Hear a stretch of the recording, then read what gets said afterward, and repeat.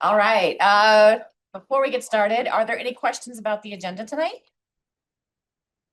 Any updates, Tansy? The only thing you did, many people probably have not seen it yet this afternoon or early this afternoon. You got an email from Rob Kolstad, a follow-up. There have been some requests about the Bullying Resource Center previously in terms of their request for some sponsorship. You did get an email earlier today. The only reason we're raising it tonight is they do have an event scheduled on February 28th. It's their Top Golf event. One of the follow-up questions there was how many Thornton families specifically they had served last year.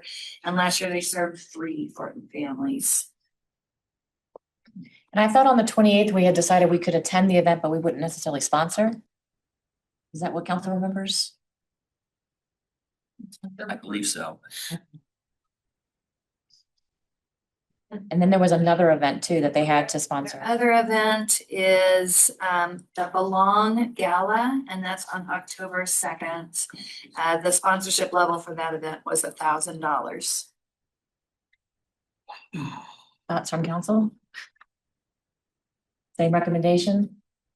We can attend, but not necessarily sponsor, given the number of families? Where was that again, Tansy? It's I don't have where the location of that event is. I think there was something about that maybe pause. I think there was an event like in Centennial or it was pretty far away. I think it was far away. It seemed kind of disconnected from.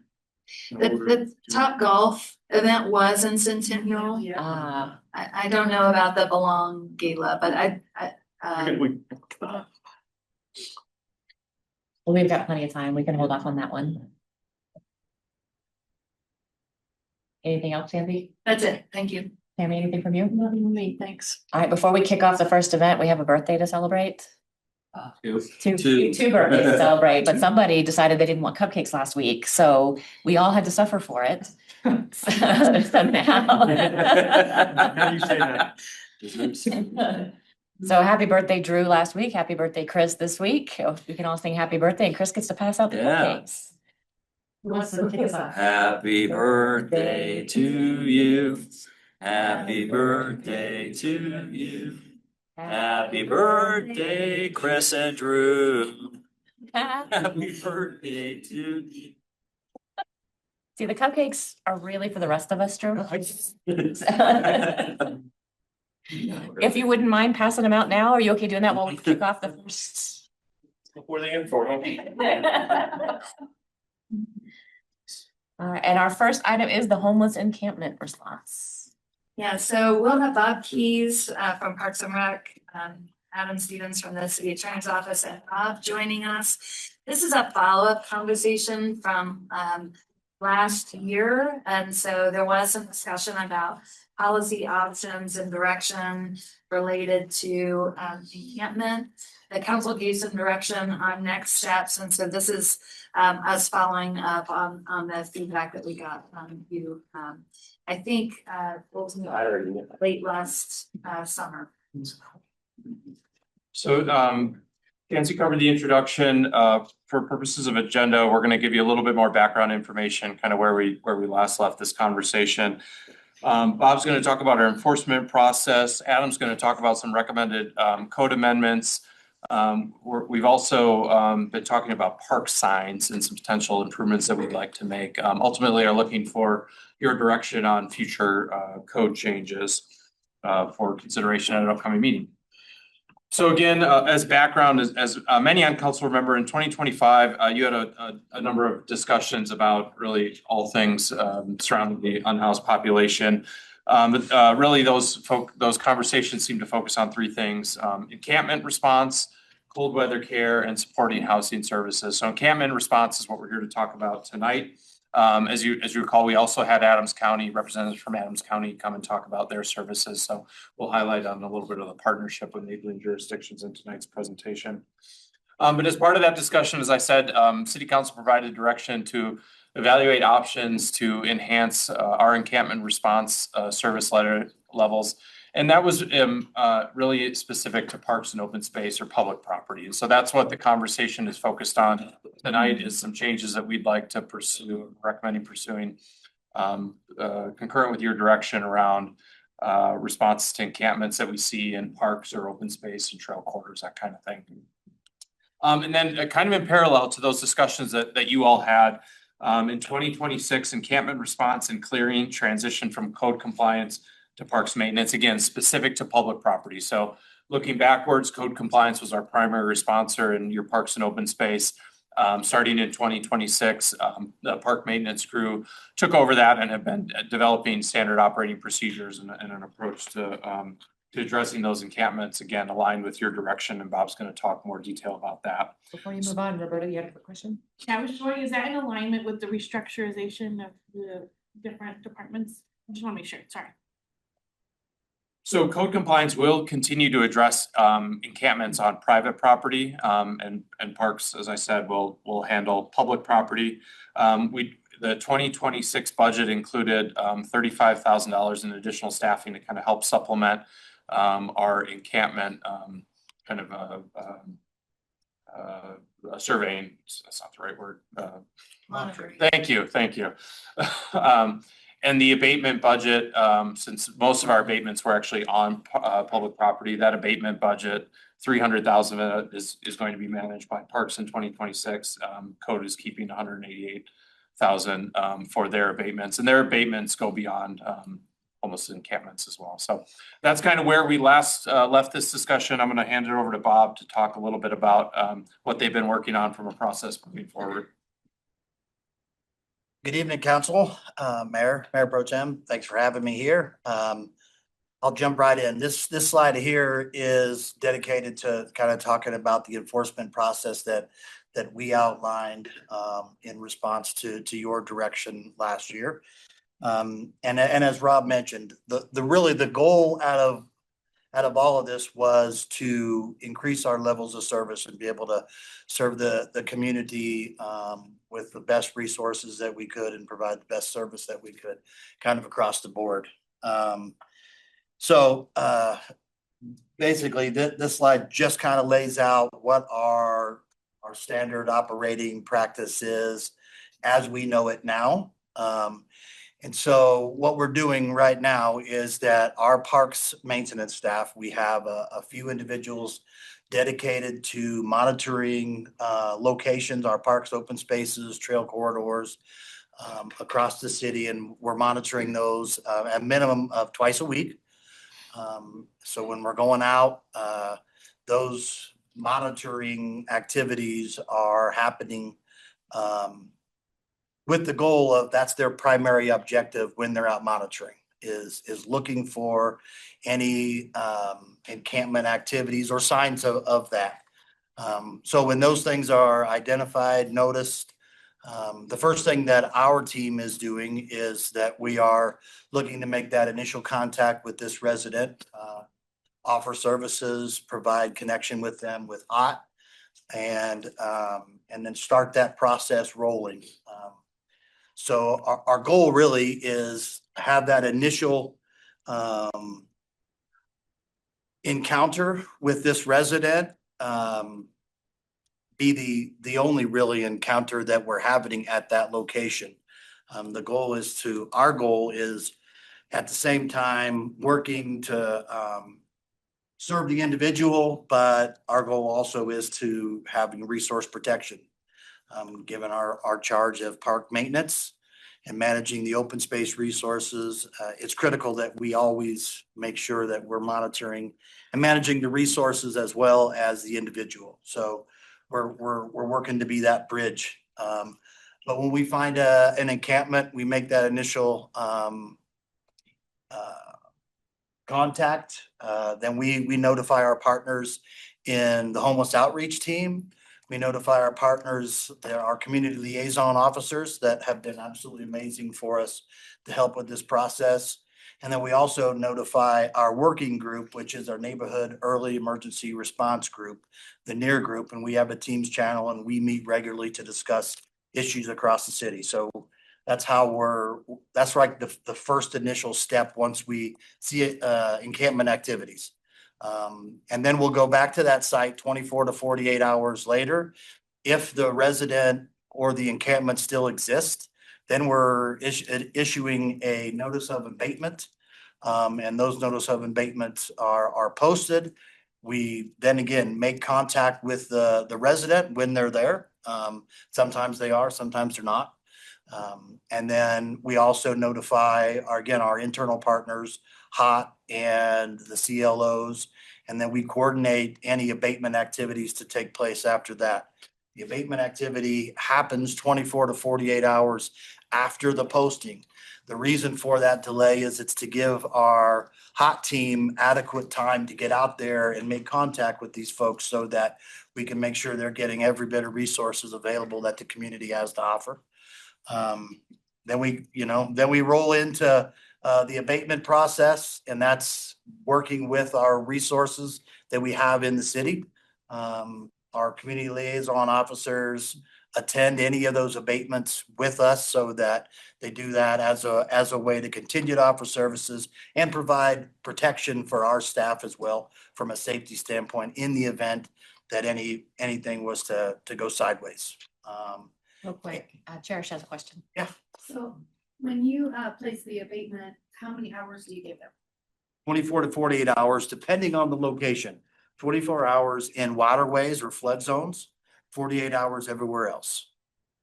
And that's after the posting. So generally that time frame can be 1 to 4 days from identified to cleanup or posting. So really we give them. Yeah, generally. And then, and we are also at times at the will of our contractor that helps us with the abatement process. We schedule that and work with them. They maybe can't get out there immediately. Maybe it's 2 days out. We try to group those abatements together so that it's cost effective. Yeah. Any other questions? Good evening, Mayor Pro Tem, council members. There are some code amendments that are in your packet. We didn't put them on the PowerPoint. But to be clear, we were going to propose that the council consider amending the code to incorporate the closure hours that currently exist for parks, which is 10 p.m. to 6 a.m. Parks are closed. And to make that provision apply to not only parks, but parkways, open spaces, trails, and other city property. There is an exception in that code provision that allows for people to utilize recreational trail corridors as long as they're in motion, meaning people who are using bicycles or running or walking through. That's fine. That still is a permissible activity. We did want to update there is a current prohibition in the code that prohibits the use of tents in parks and other open spaces and natural areas. There is an exception to tents for pop-up structures that are used during the day or as permitted by the parks director. But we wanted to make it very clear that shelters and other structures are prohibited, as well as tents in parks, in all natural areas, open spaces.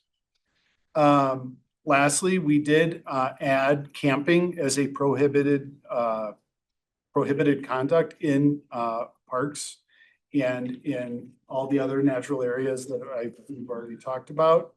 And we came up with a definition of camping that isn't, again, in your packet. And it's notable because it really is actually addressing two issues that the council members may recall that we've discussed in the past. Number one, that camping generally would be prohibited in natural areas, parks, parkways, trails, other city property. And that people cannot camp on private property with some exceptions. And the exceptions that we've proffered in the proposal is as long as there's written permission from the property owner, the private property owner, and the camping is temporary in nature and does not exceed 3 consecutive days or a total of 15 days in a calendar year. This issue came up in District 1 last year at one of the nuisance properties that I believe you both are aware of, where we had a private homeowner who was allowing their rear yard to be used by a variety of individuals for camping. That behavior was technically not unlawful for that to occur on private property. So this provision would give some enforcement mechanism for code compliance to enforce. It would also address camping in motor vehicles and in parking areas of the city. And there is a definition of camping provided that we've offered in that proposal. I'm happy to take any questions on those. Any questions? Justin? So under the current rules, I mean, you mentioned that camping was already added to our code as an allowed, as a prohibited use. But the documents you gave us are adding it as it wasn't already added. Camping is not a as of right now, camping is not It's prohibited. not right.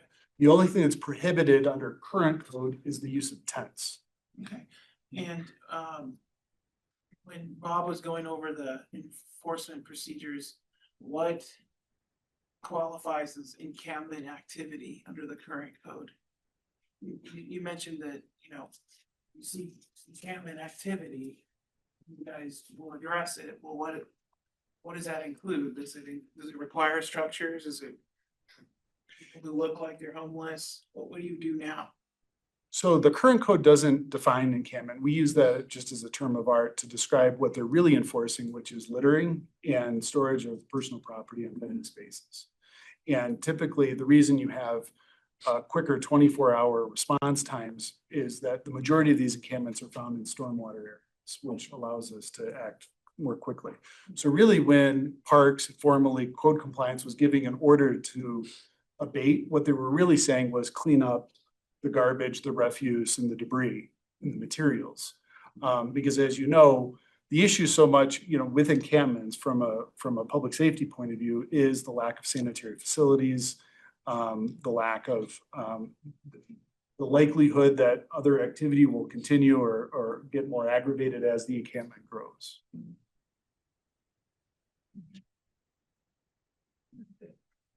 Other questions? All right, and this next slide is simply kind of an illustrative slide to show some of our park sign changes that are relative to the code changes that Adam had mentioned.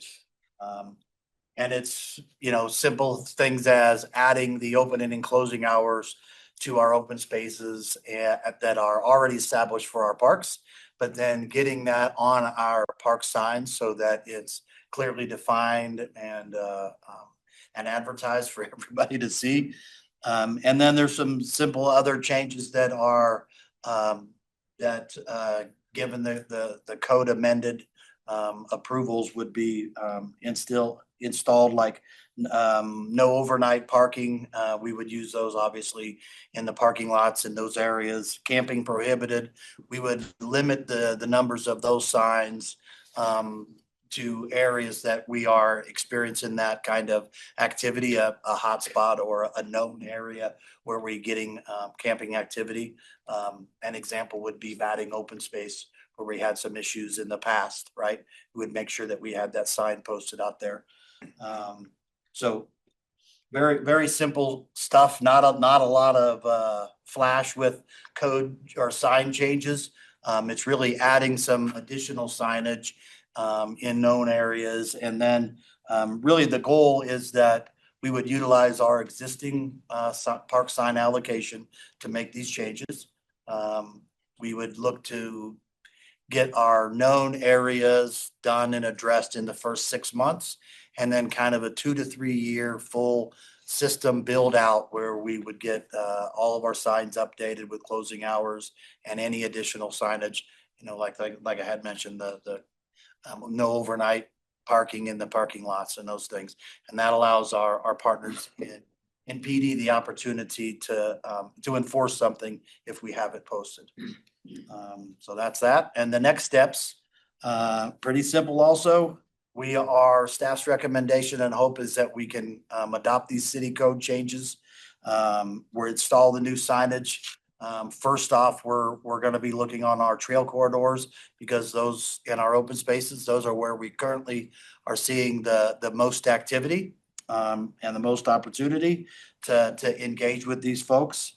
And as well as our main park entry points and spaces. And then continue to work through, right? As Rob had mentioned earlier, we have continued a process of collaboration with our neighboring jurisdictions. Those of us in parks were pretty lucky that that roadmap was already established from the groups that came before us, and everybody's been really helpful in getting us up to speed. But working with the Community Reach Resource Center and our neighboring jurisdictions on where we're seeing this activity, and if we have an abatement process in batting and working with our partners in North Glen so that we have a more collaborative approach to helping these folks and trying to guide them towards the resources to get them out of the current situation of being an unhoused individual. And then, and I put in here that we are going to review this policy and our SOP at 6 months and then annually thereafter and make any changes that we need to do to continue to make sure that we're meeting or exceeding our levels of service, and in any identified gaps, we're looking to close those up as soon as they're identified. All right, I have Drew, then Roberta, then Justin, then Cherish. I have a quick question, Bob. Yeah. On the previous slide, you mentioned the time frame to develop and install 6 months for high traffic areas. Do you already have those areas identified? And can you share? We are starting to. So we started working with our partners in code enforcement last fall so that we could start to learn the process and learn where those hotspots are. So yeah. And then we took the rollover started this year. So we do have those, and we'll continue to learn them as the program builds and we get more, get out of the ground better. Roberta? When we had this discussion a little while ago, we also asked staff to look into safe parking spaces for folks. I just kind of feel like this is a bit much, considering like if somebody doesn't have any place to live, they can't live outside, they can't live in their car. So basically we're just saying they can't live in Thornton and because they don't have a house. So we end up having a situation where our police are put in a situation, or whoever is, to start enforcing that law. And I find that problematic because we're going to continue just to create policy and have laws that we're just enforcing through criminalization of folks not being able to rest anywhere. So I don't know, like if we're saying they can't be in their car and they can't be in a camping spot, where can they be if they don't have a place to go? So to be more explicit, that last bullet there in terms of future, we tried to learn the lesson from the last presentation, which was a lot of content. And so you do have a presentation and discussion on safe parking and pallet shelters on April 21st. So I think we should put this discussion off until we have that other discussion. That's my opinion. I don't feel comfortable with this right now. Justin? So in the current code, I know that Parks team, police department, homeless outreach team, everybody has had, many opportunities to encounter incidents. We talked about the enforcement procedures there. Has there ever been a case under the current code where you found a group of people out there encampment that the current code wasn't sufficient enough for you to take action? Councilmember Martinez, I can't answer that because we're so new in the process. Was there mechanisms in the past? I think possibly, but like I said, I'm asking, like, has your team ever come up to an encampment and said, gee, we can't do anything, nothing we can do here because the rules aren't gonna let us do anything? In the month and a half since we've been doing this, no, but there again, Well, you've been abating encampments for longer than a month and a half. Ever since I've been. Parks has not. Code enforcement previously managed encampments, so. It's a code, it's what we've done in the past. Yeah, I think let me answer this, because I think we did try to address this in the prior presentation to the point, I think there are pathways using existing code provisions or enforcement. I think when we talked with the council previously about some of these code amendments, it was potentially to accelerate the enforcement pathway to try to prevent encampments from growing while those enforcement activities were happening. So we have made other operational changes, since that time too, in terms of, and I think the council will remember a prior report that we gave that, we were gonna try to increase staffing and some of our proactivity and in terms of monitoring these spaces. So certainly we're doing other things to try to prevent encampments from growing in size. So I think it is likely true that in most cases between the nuisance provisions or other protections in the code that there likely are pathways. Again, these are more direct regulations specifically related to the kinds of conditions that we see. Mhm. Yeah, from my experience, 2+ years I've been on council, there's been many encampments that I've come across and have talked with people living there, along with Councilmember Salazar. And not once have I gotten a response from the city of, well, the rules, our ordinances don't allow for us to do. Actually, every single time there's been the abatement process that you described is basically what happened. And so I don't see how an additional ordinance or modifying the ordinance changes anything really. As far, except for possibly, giving another opportunity to write a ticket or arrest somebody who has nowhere else to stay. So I don't see how this is helping. So I'm not in favor of the proposed changes. All right, I have Cherish, then John, then Dave, then Chris, then Drew again. So then, could you explain to me, does the tents bring the homeless court? Like, where does the homeless court fit in?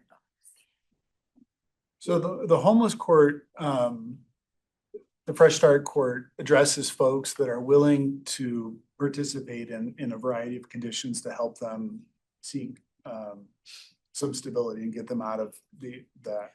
I'm not aware that many tent citations have been issued over the years, frankly, to dovetail on Councilmember Martinez's point. Current law, we haven't used that as a mechanism. We're addressing the encampments because that's really the public safety issue.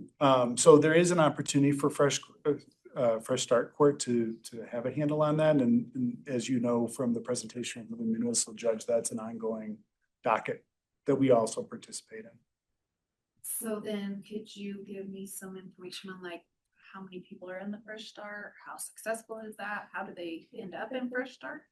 Sure, I can, I don't have that information, but I can get that from the court and provide it to you.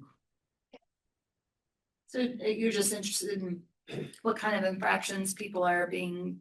And are they coming out of, the abatement? Like, where does all this play in? So I want to be clear here in terms of the code provisions that are being discussed and that were previously discussed last fall.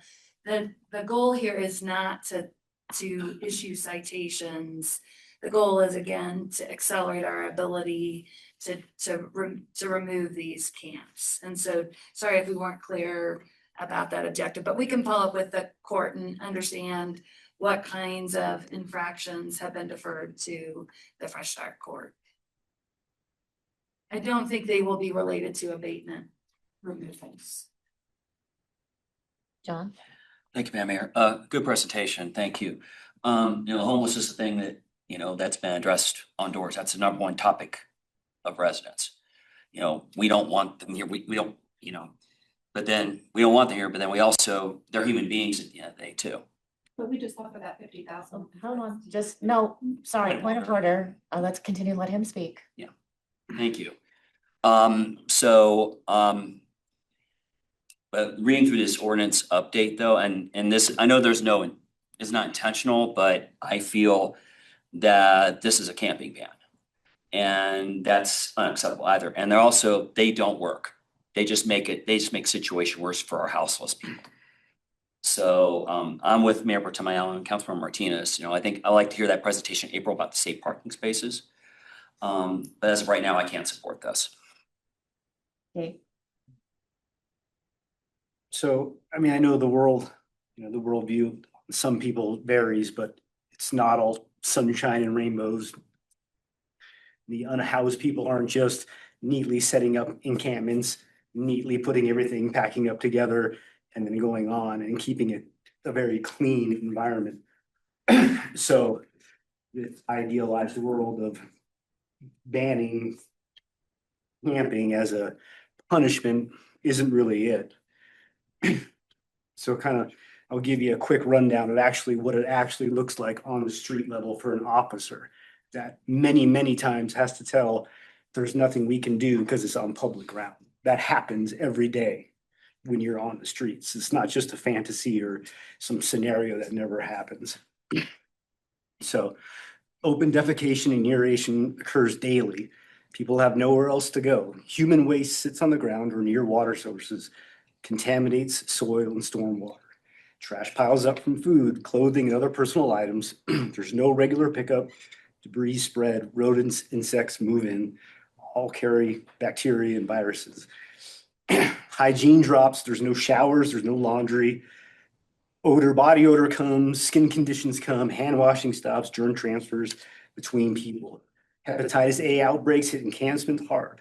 Between 2017 and 2018, there was 465 hospitalizations and 21 deaths, mostly from unsheltered people. Parks and trails encounter the same risks.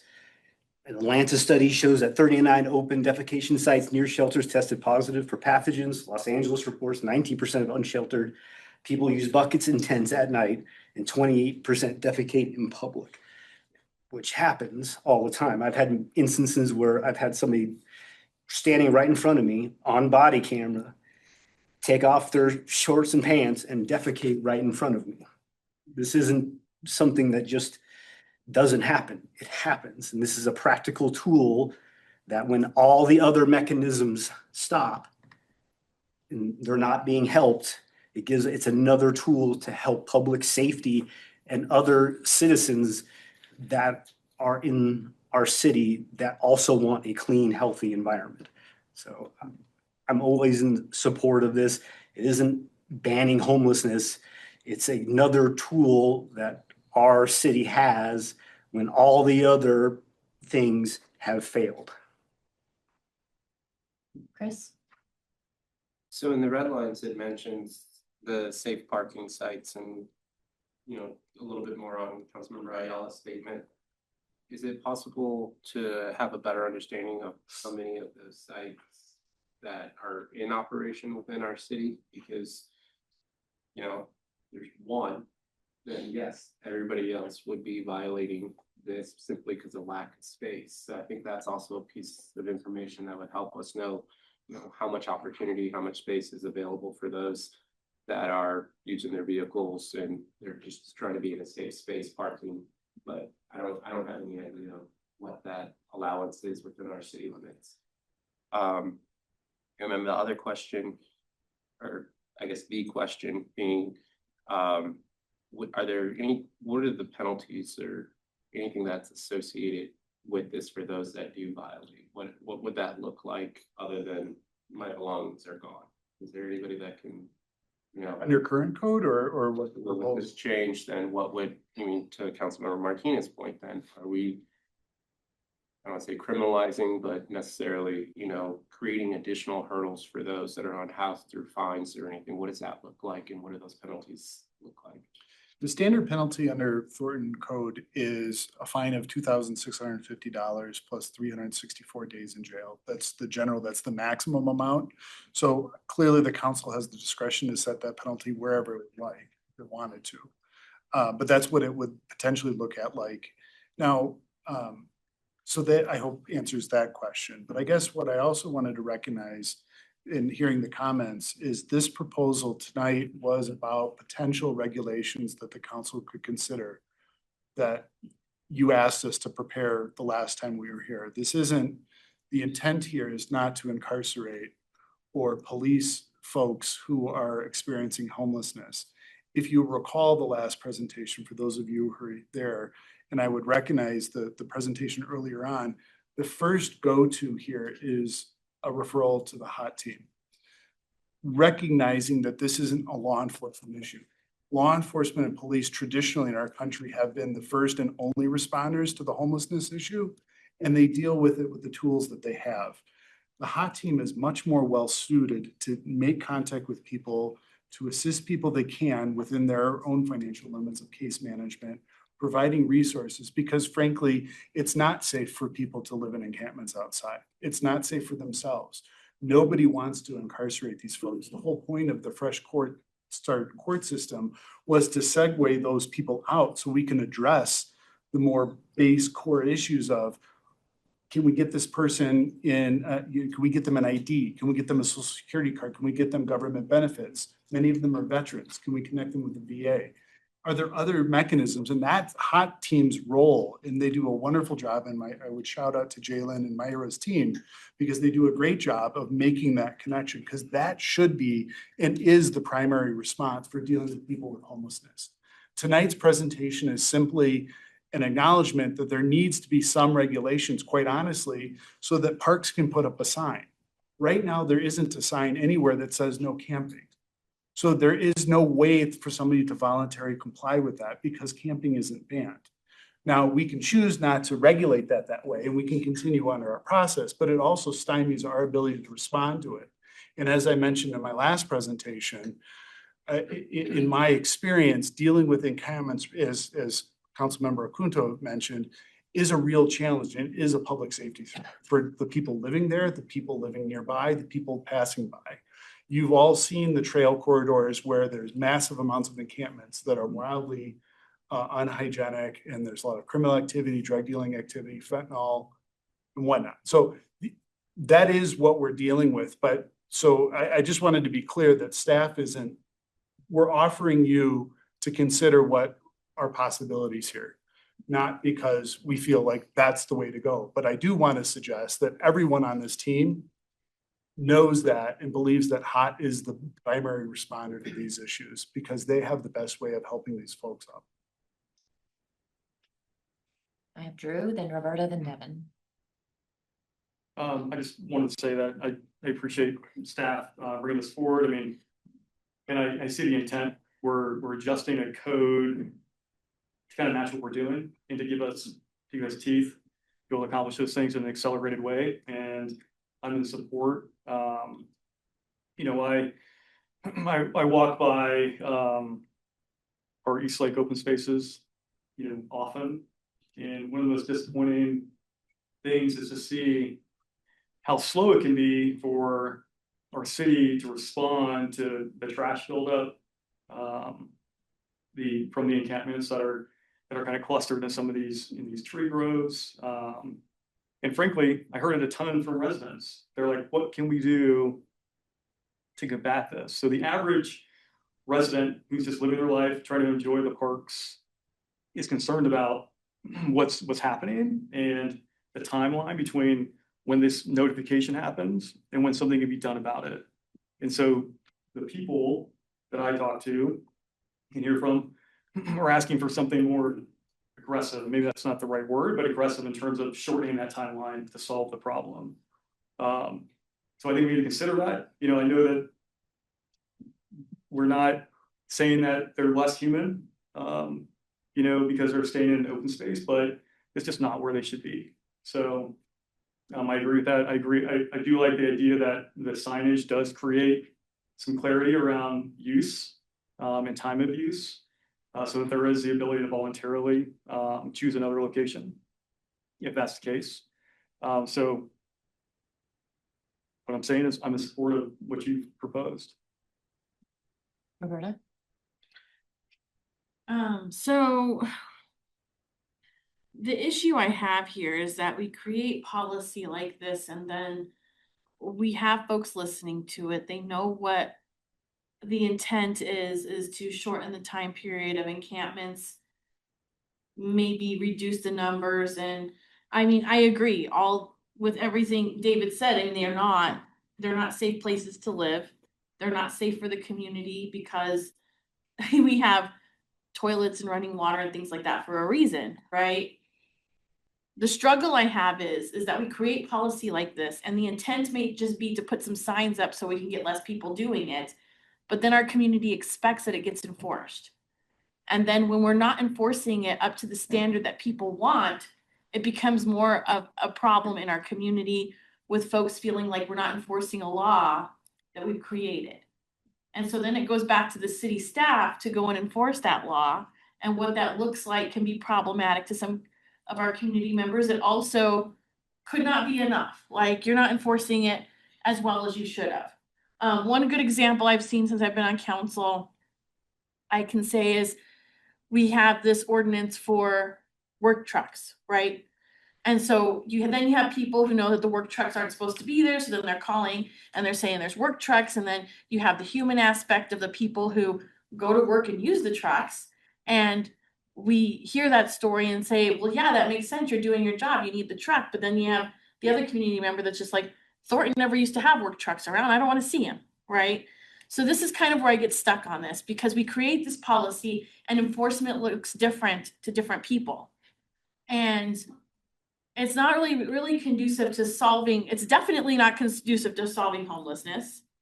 It's not conducive to fixing this problem either, because I think we're still gonna have it. It's just gonna move to maybe another part of the city or, you know, I mean, how many signs do we have to put up? Because I've heard that too, where I've said, hey, let's put signs up for let's do a program around signage to get people to slow down. It's like, well, that's too many signs, but now we're saying, let's put signs up to keep people from camping. So I understand the intent of it. I can't get behind it if it's not going to be enforceable in a way that's going to be conducive to systemic change. That's my problem.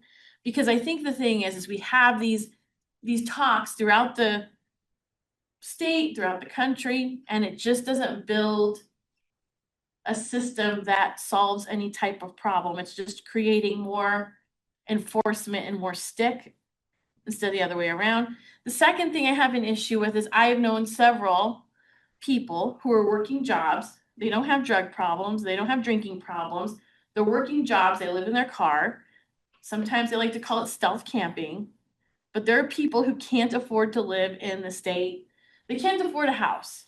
And so now we're criminalizing them, even though they may have a membership to Planet Fitness where they take a shower and they go eat their food and they go to the bathroom at a library. They're not trying to do things that are conducive to public health issues. They're using every cent they have to maybe pay their phone bill and their Planet Fitness bill to take a shower and work out, and they go to work and they're saving up to get an apartment. But during that time that they're trying to get where they need to get, now they're criminalized for sleeping in a park. So those are some of the things I'm having issue with, because a lot of people that live in their car, there are many families that live in cars. We don't see them in encampments. They're mostly in cars or they're couch surfing. So those are kind of the issues that I see with this specific ordinance. I'm not saying that we don't take any type of enforcement action on encampment behavior because it is problematic. I just think that like some of the pieces of this just aren't conducive to systemic change that we need. Devin? So I understand where you're coming from in that sense, Mayor Pro Tem. In those situations, I think that's kind of more of a one-off than what we typically see throughout what's actually happening. And the reason behind that is when we run the numbers, we look, last year it cost us $206,317 for abatement of homeless encampments. The year before it was $204,731. The year before that, $104,109. It's an increasing amount of money on the taxpayers to continuously be cleaning this up and continuously having to deal with it. And it puts our staff into predicaments where if they get there and there was being drugs done and situations where there's fecal matter or just things like that, that's a biohazard situation. And now we put our city staff into that predicament and now we're telling them, now you have to deal with it, clean that up. The plain simple idea of just saying, hey, let's put some signs up, try to keep this down. That helps drop these numbers down. We're not saying that we're not going to help out the homeless and stuff in our community. Based on our budgeting right now, we're looking to spend $1.9 million on housing assistance and homeless services for the city. So to come and say something about a $50,000 bill is a joke to me. We're already spending $1.9 million. I'm gonna point of order as well. Let's keep it focused on this conversation today. Agreed, sorry. But it's $1.9 million that we're already pushing towards these things. And part of that is because we're spending $206,000 on cleaning these encampments. If we can reduce that down, then we can put that money towards other services. But if we can't reduce that down, then we can't. So, so that I'm clear, are you in support of the? I'm 100% in support of this. All right, I have Cherish and Dave. This is both your second time and Roberta's spoken twice as well. Well, again, you're gonna say point of order, but I'm bringing up the 50,000 because we constantly need to be proactive, not reactive. And my other thing is that I'm 100% against it. And I don't mind that we want to put up park hours, that's fair, because a lot of people call me at 11 o'clock at night, and then I'm calling the police. That's a whole different ballgame, but I'm. Dave? Just finish up. I mean, ultimately, these one-offs and that we're talking about, police have discretion. There's not an automatic enforcement, domestic violence, like you shall act. So if there is one-offs that you were talking about, we entrust these officers that we are so proud of, that we say are very well trained, and we love our Thornton Police Department and they're so fantastic, every day to go out there and make discretionary calls. So if there is a family of 4 camping in a car because they work 6 jobs and they can't make ends meet, there's no reason for that officer has full discretion to not enforce that particular ordinance. Absolutely. But to kind of break it down even more, I'll just on a very related, let's say speeding. People want speeding enforcement all the time. It's probably the number one thing that I see in any kind of Facebook group or next door neighbor. But the very same people that want speeding enforced are the very same people that are posting speed trap ahead, watch out for the cops that are in your neighborhood. So that doesn't mean that we shouldn't have speeding laws and not enforce speeding laws, because you're gonna make people unhappy enforcing the law. That's why everybody loves firefighters, nobody loves cops. Firefighters don't have to enforce the law. Police officers have to be the mom and dad and say you shouldn't do this. So again, I'm in support of this because I feel like it is a mechanism of last resort that does allow an option, a tool in the toolbox, so to speak, after we've already listed out all these other avenues that we try to assist before we even get to that point.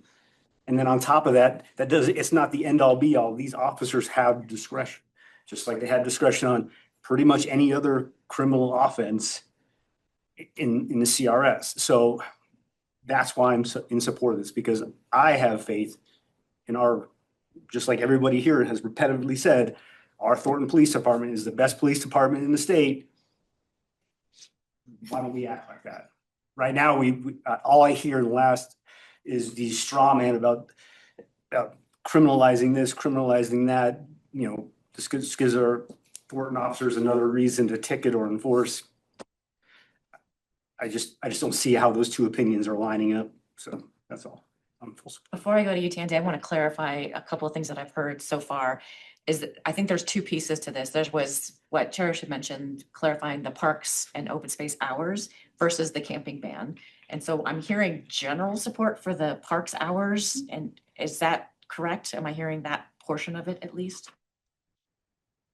So to be clear, there already are park hours. There are not hours. It's the signage. No, our open spaces space and and trails. trails do not have hours associated with them. So this was to expand the hours that we apply in our parks to our open spaces and trails was the recommendation. So am I still hearing that, Cherish, that to add site, I know that like Sky Park doesn't have sign, I know that Right. Hyper Creek doesn't have sign saying but that. to add the hours to open space and trails? Is that what you were saying? Yeah. Okay. Justin? Oh, I was just gonna clarify that at this point, I'm not in favor of making any of the changes proposed. Okay. And then, Chris, I don't think I heard, I think hold maybe, but I'm not sure what I heard from you.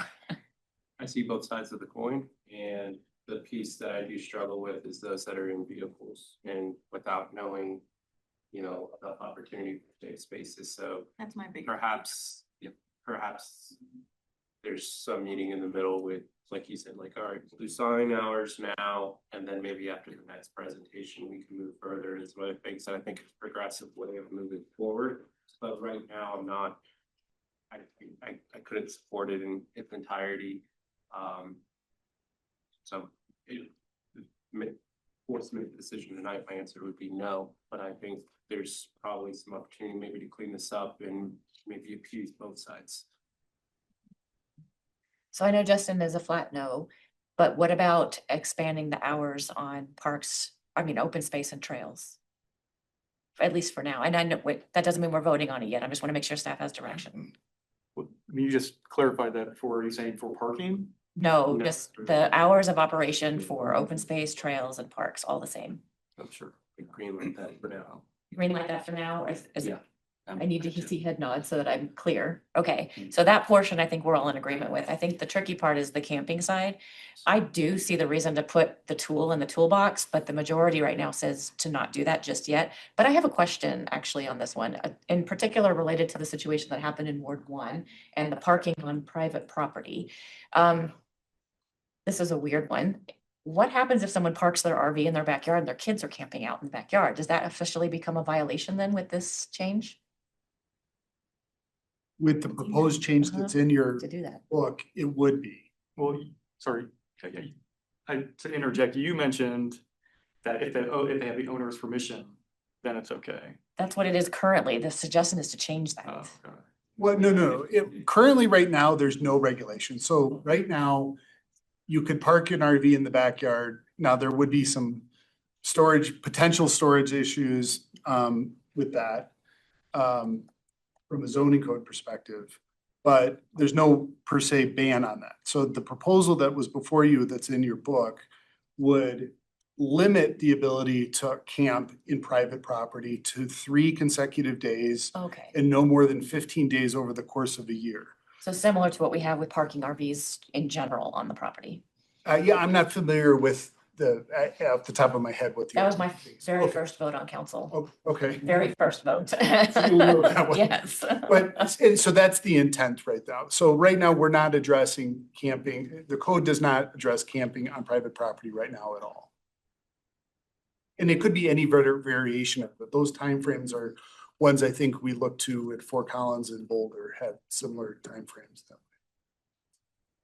So I'm hearing 5 to say either flat no, or let's get some more information on safe parking, and 4 saying do the camping ban. So maybe there's the sweet spot in the middle of finding some opportunity to address, both situations where we don't have structures in our parks and open space that are encouraging camping, but then we also have opportunities for, if we know where all the safe parking spaces are. Because I think Adams County has 2, but I'm not aware of any others. Is that seem fair? I'm not clear on what the direction you're suggesting is. Just to hold off on the camping portion of it until we get additional information on safe parking. And so go with changes to section 46-37, but not add 38-182. Correct. I guess the question would also be, what about 46-40? Shelters and structures are also prohibited. So clarifying tents, shelters, and structures are prohibited.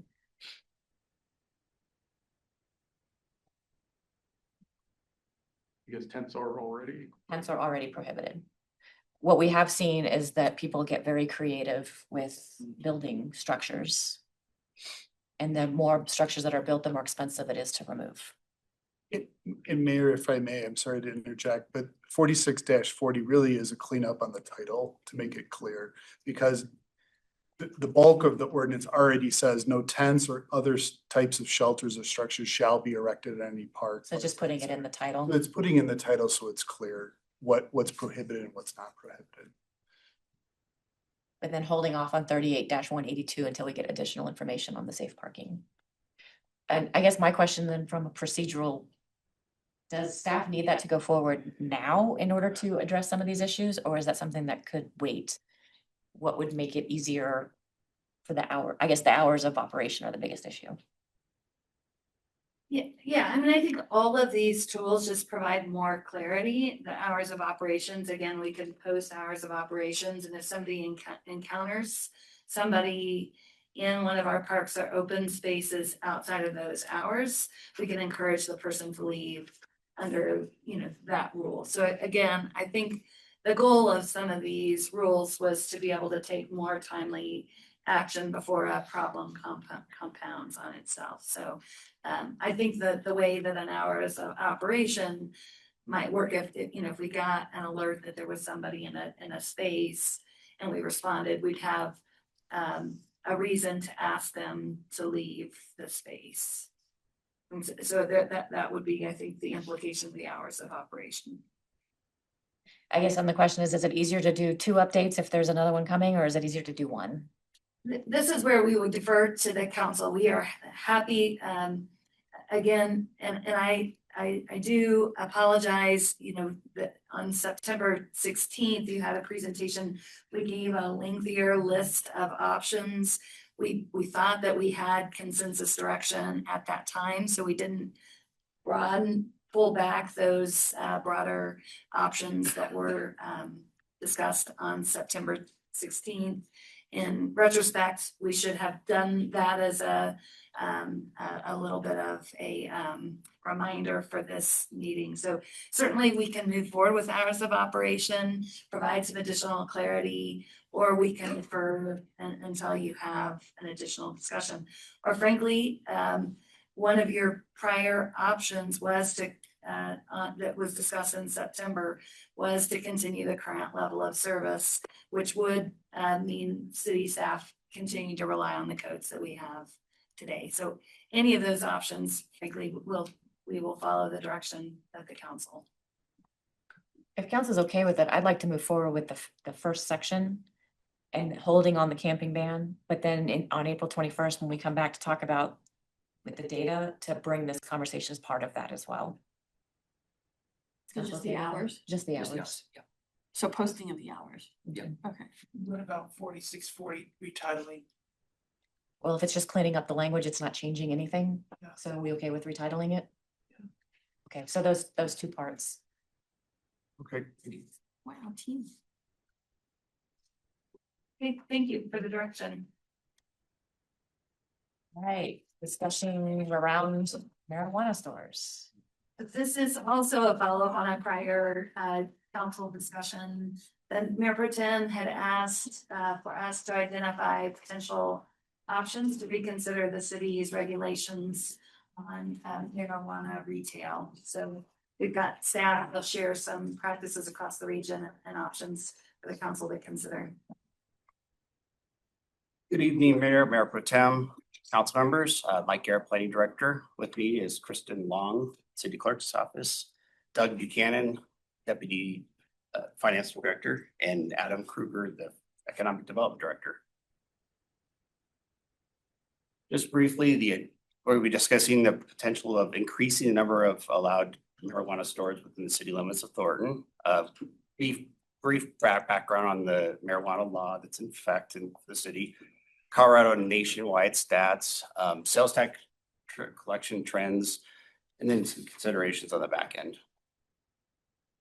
So just from a background perspective, City Council did adopt regulations permitting limited number of marijuana institutions or retail sales back in August 23rd, 2016. They did at the time allow it only in generally 2 zone districts, the general commercial and regional commercial, and there are certain PDs that districts that potentially we could allow for it as well. The ordinance in the next slide will have a map, divided the city in 4 quadrants. That do not follow necessarily the ward boundaries, but generally 4 quadrants, 1 marijuana store in each quadrant. So the next map, generally the red line is indicating the quadrants. Essentially on the southern area along basically a York Street alignment. West of York is quad 1, east of York quad 2. Those are both south of 120th, and then quadrant 3 and 4 are north of 120th and fall along the Colorado right-of-way boundary for alignments. Roberta? So I have a quick question about this slide, like, so it's not necessarily even by ward, it's just the quadrants that The we're quadrant, drawing. right? Okay. This is, so it didn't follow the ward boundaries, it just follows the generalization of essentially populations of some level at the time. Population and geography. Following geographical major road corridors versus how the ward boundaries are divided up. Interesting. Okay, thank you. So when the ordinance was adopted, 2 things are in effect. State laws always and federal laws are always in consideration. The city did determine to have all medical marijuana stores and testing facilities 500 feet from public schools and private schools, licensed daycare facilities, and alcohol and drug treatment facilities. And those are all measured just like any of how we notify neighbors and stuff from the property lines to within the 500 feet boundary. And then marijuana stores can't be within 1,500 feet of another marijuana store. This map here, that's also in your backup material. The areas that you see kind of in, I'll call it big circles, are setbacks, barriers from either educational facilities, other treatment facilities, other marijuana facilities. The green you see on the map is areas where a marijuana store could go. Couple of those, if you notice up north, there's big properties up there. Denver Premium Outlet, The Grove, Lark Ridge are all major areas. We at this time don't know if they have covenant restrictions that would allow or not allow for marijuana facilities in there. There are none, just to note, in those areas today. But there is little scatterings of green areas. Of course, this is with our current regulations. We currently have 4 providers in the city, so within these quadrants. So right now, nobody else could exist in any of these quadrants without ordinance change.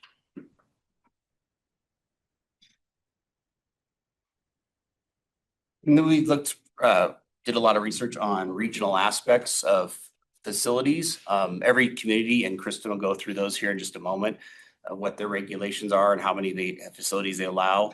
One thing to note, a couple things to note actually, Brighton just has 3 facilities, so they'd be the only facilities north of 136 anywhere in the region. Otherwise, south, quite a few, especially in the Carolinas, for example, has big conglomeration in that area. Then unincorporated Adams County has some in that area corridor. Basically, that area that's north of I-70, just south of the city limits, is where the highest concentration of these uses are. Yes. Thank you. And then looking a little bit deeper into the regulations for each of these locations, majority of the cities do have some kind of a cap. With the exception of North Glen, they don't have a cap, but currently with all of their distancing regulations, they have 6 licenses and they feel like that kind of is their cap. They aren't seeing any additional applications right now.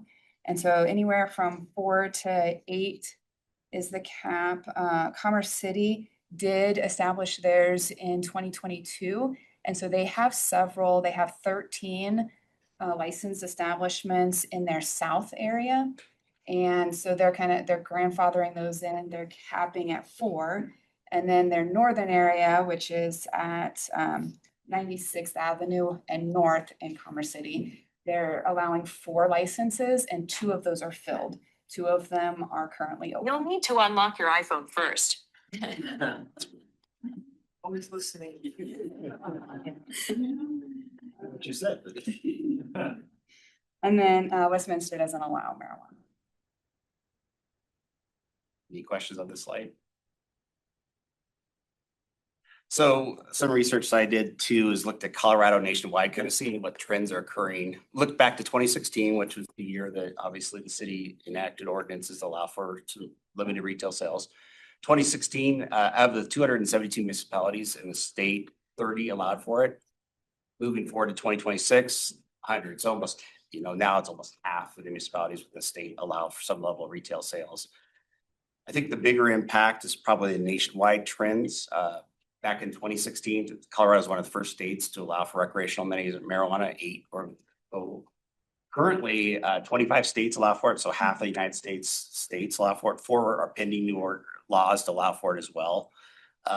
So what we're seeing and when Doug talks about the sales tax trends, is what was considered the industry recreational tourism from recreational marijuana is kind of declining very significantly. As many more states, it's more available elsewhere.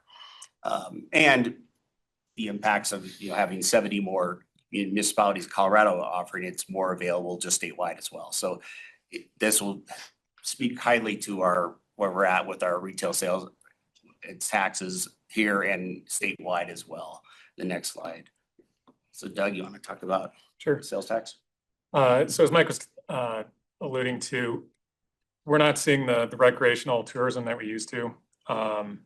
Overall, Thornton's marijuana sales taxes, which we collected 8.75%, which is our 3.75% city sales tax rate, plus an additional 5% excise tax on top of that. So this graph here is just kind of indicating since 2021 what our sales have actually done. And our sales actually peaked in 2022 at just almost $2.6 million. And if it weren't for a late return for 2023 that was collected in 2024, Thornton's marijuana sales taxes would have been declining every year since 2022. The state, as I point on there, also is seeing a similar decline. They peaked at 277 million. Their estimate, and that should be 2025, but it's 180 million is what they're estimating for just recreational marijuana. They do get other forms of revenue, transfer taxes on grow operations and other things. So, but yeah, we have been seeing a decline in marijuana sales tax revenue since then.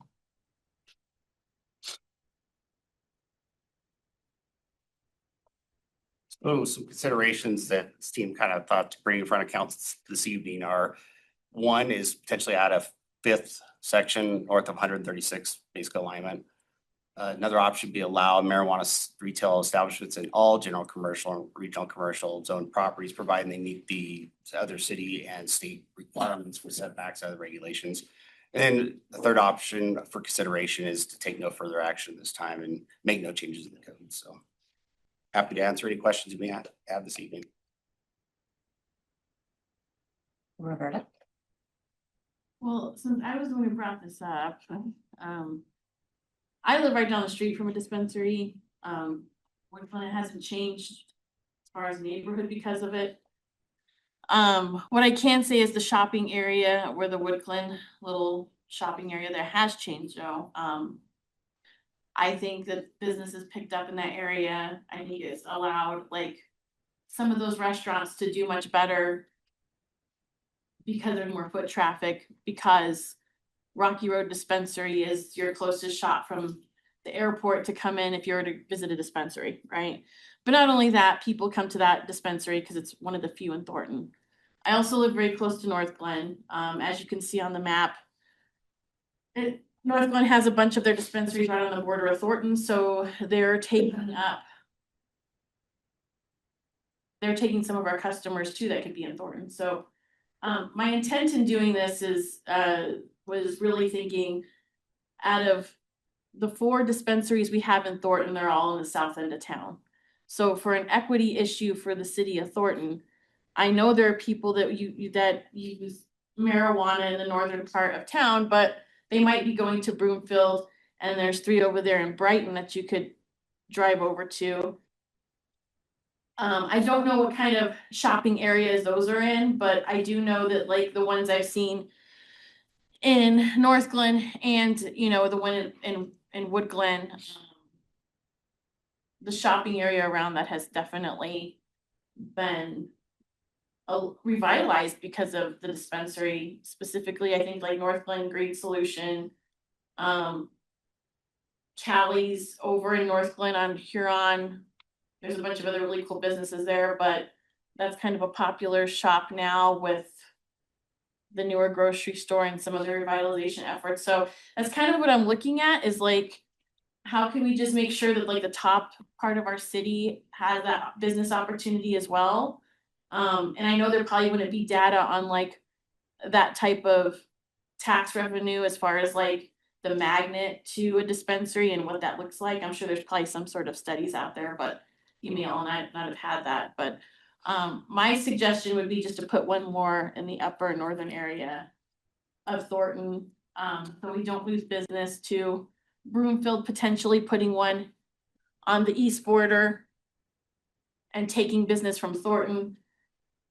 I guess it might be a little bit more difficult on the Brighton side. I thought, when did Brighton legal like start selling? Because I thought they weren't. Do you I don't know when they started. Yeah, I thought they weren't doing that. It's but- been a few years. Has it? Okay. I don't go to Brighton that often, so. That's just my thought. I already have Chris and Cherish.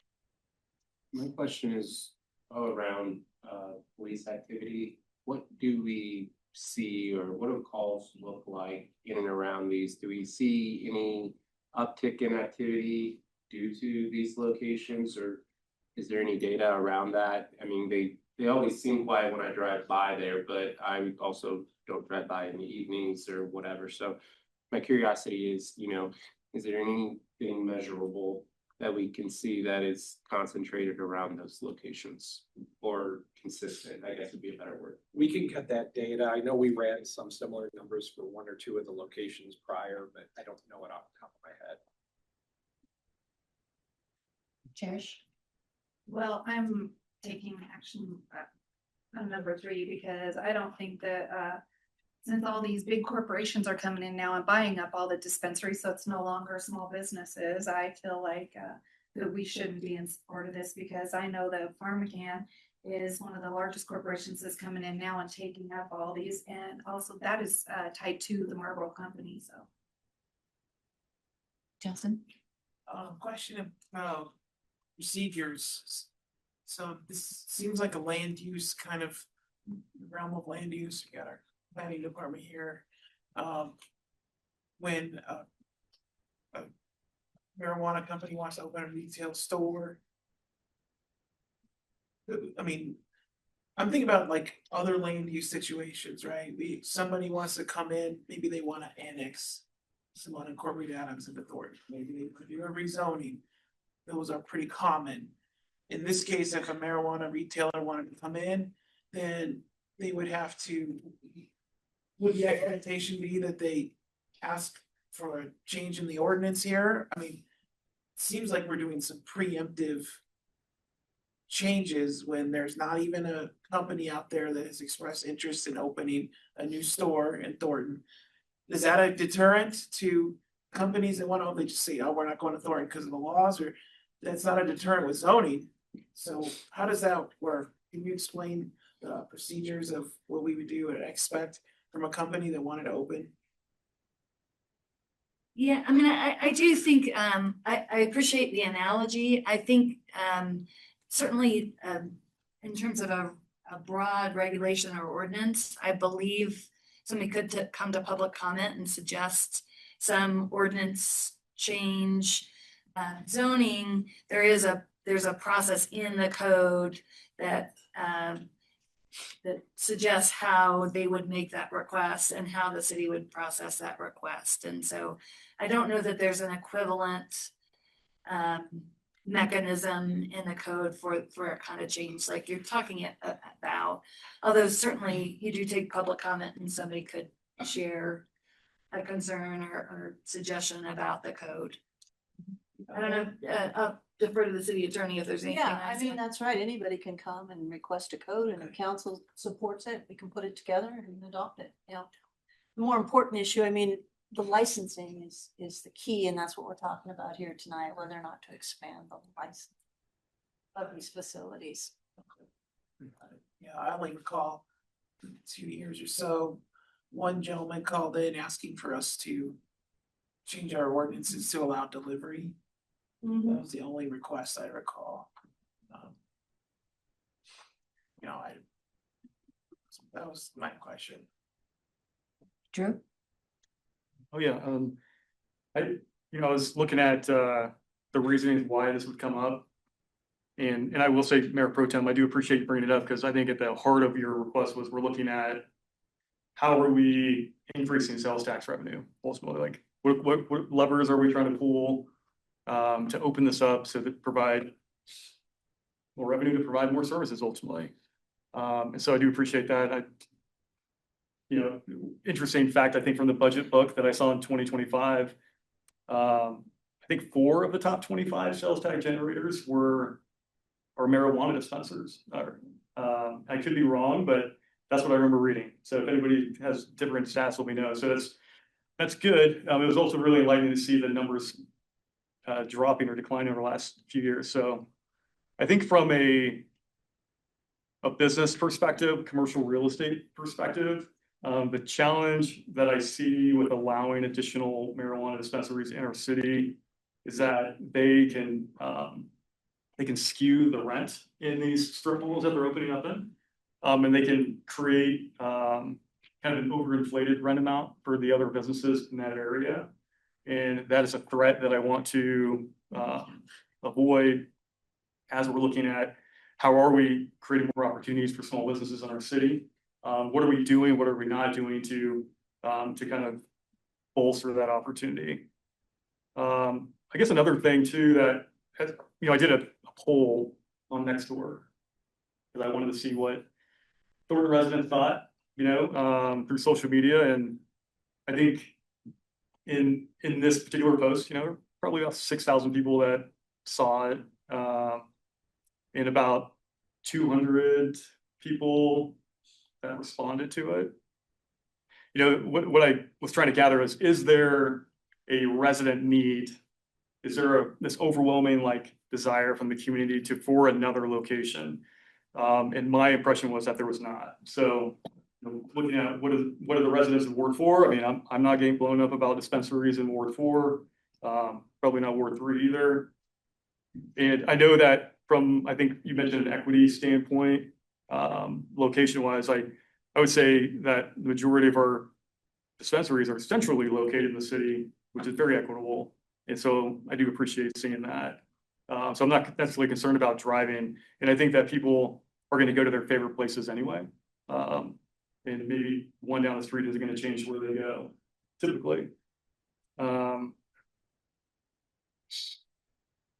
On the public safety piece, there was a question that was brought up from a community member about, is the increase or potential increase in sales tax revenue enough to justify what potential additional burden might be placed on our police, or whatever entity is doing the inspecting, kind of oversight of the opening and the management of these facilities. So that was, I'm happy to hear from the police if they have stats around that, if it's a dollar for dollar type of trade-off, whatever the metric is. My guess is that it probably doesn't justify the increase in revenue based on the additional oversight and expenditure from our public safety.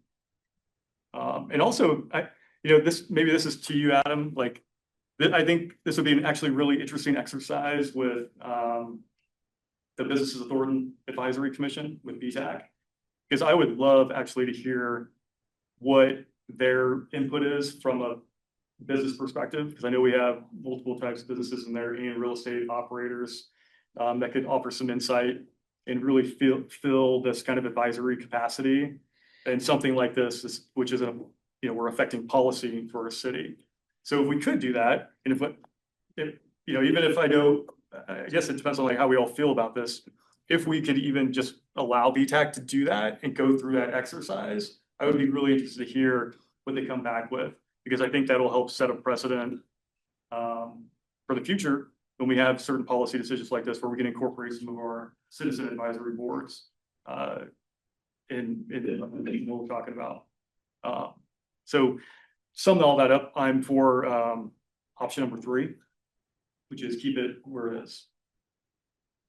All right, I have Roberta, then Devin, then John, and this is your second time, Roberta. So a few things. First of all,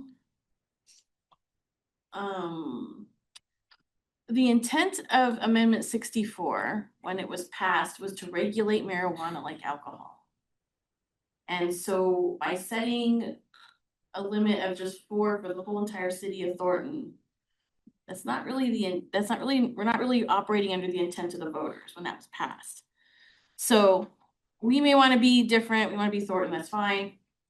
Just something to think about, because I think if we're gonna look at marijuana dispensaries the same way as we're looking at places that serve and distribute alcohol, and we want to look at crime associated with such, I think it's a really good idea to have BTAC look at this and consider some of the different facets that maybe we're not seeing, because this was actually brought to me by a community member that's interested in like increasing the tax revenue for the city of Thornton in business, from a business aspect. So I would be curious to find out if we were to do that, if we were to take into consideration crime activity around bars and liquor stores and dispensaries. What would that look like? Because I'm pretty sure it probably looks a little bit more frisky around bars and liquor stores than it does around dispensaries. Just saying. So that's one thing. When I look at things from a perspective of traveling to amenities, for example, you look at South Ward 2, we don't have a lot of grocery stores, so people are going miles to go to a grocery store. People don't mind driving, but when they get older and they can't, that's when they mind. Or they're sick or things like that. So just some things to consider, because sometimes driving, to some of us that are just driving around every day, it seems like it's not a big deal, but when you take into consideration that some folks may not have the vehicle or may not have the ability to drive anymore, and the amenities are further away, we're putting more cars on the road to get from point A to point B when we don't have amenities close enough for people to use them a little closer to their house. And then to that point, like if we're looking at limiting dispensaries to just 4 for the entire city of Thornton, 150,000+ people, we haven't done that necessarily with liquor stores, gas stations, dentists, nail salons, the list goes on. So, you know, why do it with dispensaries? So there's just a few things, but I do like your idea, Drew, of looking at BTAC, taking a look at it. I'm curious, like what other folks, especially folks that are just living in the business world, are thinking about this, because when this came across my email and my conversations with resident, I was like, you know, it makes sense. If we're looking at the fact that Broomfield started selling marijuana and they have them all over there, but if they put them over there and it's just closing in, if Westy decided to start selling as well, that's a whole chunk of land right there where we don't have anything. Just something to consider, because we're limiting ourselves to 4. I see your point about the rent, and that could be a possibility. I've never really heard that complaint of Wood Glen in that little shopping area. They seem to be doing really well. So just some things I'm putting out there as far as like what I know is facts. All right, Devin, then John, then Dave. I'm not a marijuana person, so that affected me is kind of there, but I do see looking at a chart, there's an opportunity for businesses there. Should that potential be in that situation? My concerns though are more around the trend that it looks like marijuana sales are happening. In 21, it was $2.2 billion, 22 was 1.7, 23 is 1.5, and it just continuously decreases. Last year was 1.3 billion. And it's not even just the actual amount, because according to market data, Colorado is one of the most competitive markets with lower prices. but it's also the decrease in total sales. They had a 7.3% decrease in total sales in 2025. In just January of this year, there was a 4.5% decrease in sales. So I don't see the market showing that more is better in this situation. My other concern with it is with the reclassification to a Schedule 3. That's gonna want to incentivize growers and dispensaries to get tax incentives and things, because now it's not as highly regulated. It's gonna increase more demand for like cuts and discounts across like state and federal levels, where I think that's gonna lower our tax burden down more. Again, I hate putting restrictions on business, so I'm in agreement with you there. When we don't regulate liquor stores, we don't regulate car washes, though I had a lot of people during my campaigning that wanted us to. But I also don't see the drive for wanting more. Does that put you in the 3 category? That puts me in the no changes. John? Thank you, Madam Mayor.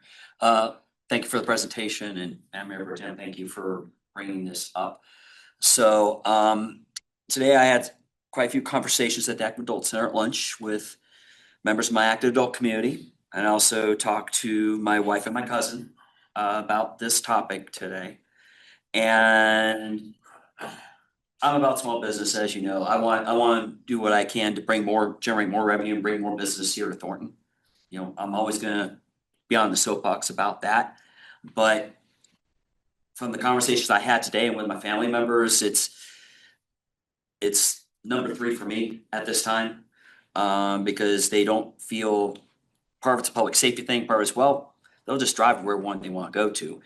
And personally, I am worried about our 4 current dispensaries. I don't want to, take, money away from them. A 5th location at this time might do that.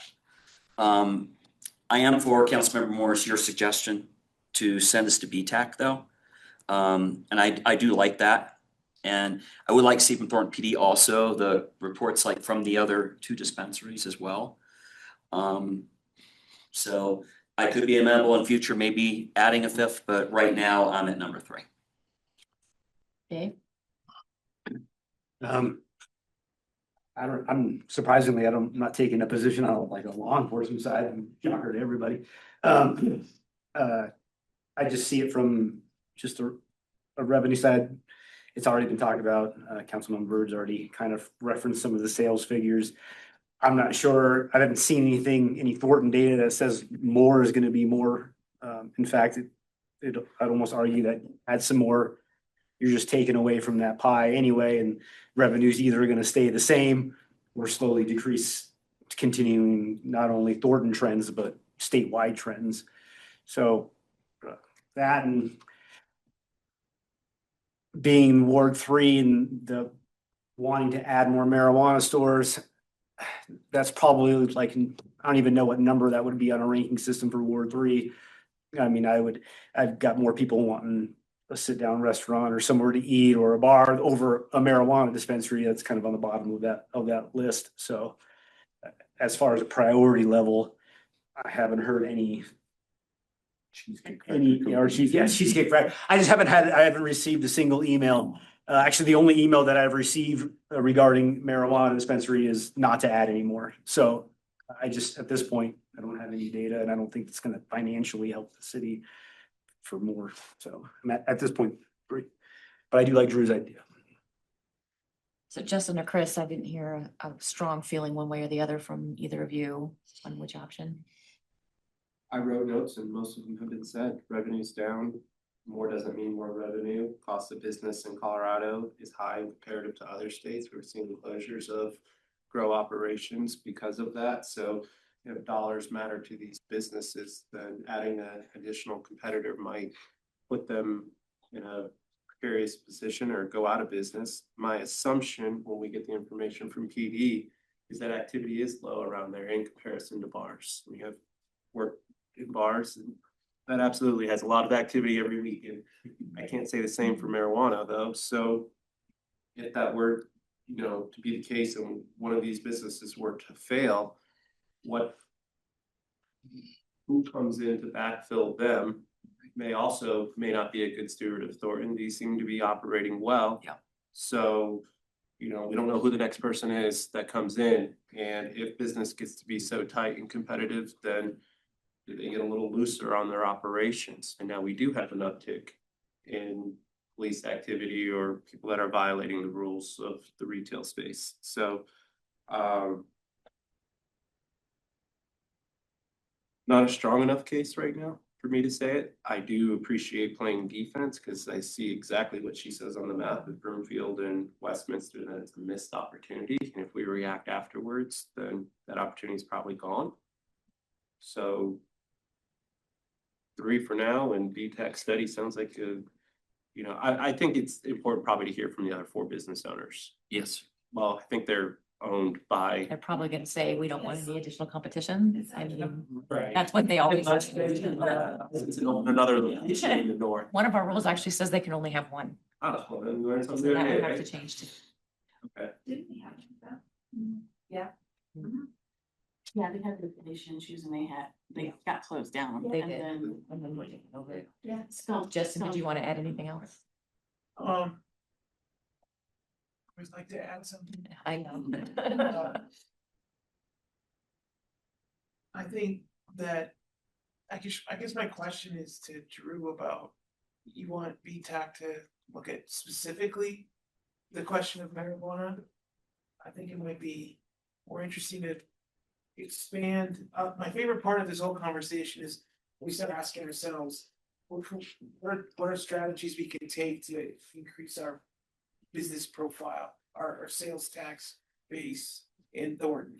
That is the most important question for our long-term sustainability financially as a city. And retail marijuana, well, the numbers show it's really small. I'm more interested in looking at the bigger question what are we missing out on? We lost out on Trader Joe's. We weren't competitive for Trader Joe's, is what I heard. And that's unfortunate because everybody wants a Trader Joe's. Everybody's emailing, why didn't we get Trader Joe's? And so I'm more interested in if we could, for the BTAC question, if we maybe pull down the barriers and why limit it to just marijuana, but let's get into the real question. How can we get more businesses? What are the barriers to businesses in Thornton? That's an important question. That's what I'm interested in. I'm gonna put Adam on the spot for just a minute, because I know his team is working on a regulatory justice initiative right now through a group that I connected them with that is looking exactly at what you're talking about. And so there might be, once that is completed, the next step would probably be to have BTEC look and see what the recommendations are to see what matches and what doesn't. Am I talking about that correctly, Adam? You are, and actually BTEC is will be involved in the regulatory justice initiative to weigh in on that component as well. And then when it's while it's being while these barriers are being identified. But I think what the mayor is suggesting is maybe then after the fact, what else are we missing on this, kind of to your point, maybe. So my friendly suggestion to Drew's proposal is that we take that work that BTAC's already doing and also encourage them to look at the marijuana side, but I don't know if we need to give them a whole nother study just for marijuana, when really the big question is financial sustainability for the future of Thornton. That's gonna include all different types of businesses, including marijuana possibly, but they're already doing that work. Maybe we just ask them to, hey, also consider how does marijuana retail or marijuana business fit into that picture? Or any businesses that we maybe are lacking. Yeah. Like if we're short, because we have too many car washes according to them. We have way too many car washes. According to Ward 3 residents. That is true. Ward 1 residents second that. Yeah. Yeah. You don't have enough restaurants. That's what we hear all the time. And I think that information is already being worked on, so I don't think there's additional direction. I think it's more of just we're excited to see the results. I think we have a call coming up with them not too long. I don't know, I was Yeah, looking at my there- calendar. yeah, there's regular meetings and we're doing a lot of work in the interim and we'll provide updates to council as it continues to move forward. It's set to be done late summer. I think it's July. And then we should have some more detail, but in that interim time period, we're talking to various stakeholders and BTAC is certainly one of them. So that's helpful information there. We did not necessarily have marijuana as part of that discussion prior, but we can open the floodgates on that if we'd like to, certainly. Smoke them out. Yeah, well said. All right, so I have Drew and Roberta, but consensus is to go with no changes at this time. So Drew or Roberta, that'd be your third time to speak, so. Yeah, I know, I just wanted to, And Drew's first. okay, go ahead. To Justin's comment, I totally agree with you. And that's something that I hope that as a council, we continue to encourage BTAC to become a part of policy conversation as an advisory commission. That's what they are called to do for their charter essentially. And so I also recognize, being a past member of that board or that commission, that they meet once a month. They have a few hours that they meet on the second Wednesday of each month, I think is what they're usually scheduled for. And so my intent with this question is to keep it specific, keep it small, and to begin to work that muscle, we'll call it, of the advisory commission stepping into an advisory capacity for council when we have a question like this that we're considering. So I 100% agree, like we want to step into all these other things as well, but thinking about these volunteers who are community members who spend once a month meeting to do these type of discussions. We want to keep it like, here's a specific question we're considering. We want like pros and cons as a business community and real estate community. Like what do you think? What should we consider as, and now we can work out like what those maybe specific questions are, but I think it is important for us to have a response, like let's say next month or whatever. Yeah, because that's the next time their meeting is the second Wednesday of March. If that becomes part of the agenda, then we would have a response like immediately after that. And so it keeps things manageable for that group and manageable for us to track it, because we stick it into a justice initiative and we're learning business process. I mean, that's a long time. And the answer to this question is right now, right, or next month, or whatever we're trying to consider.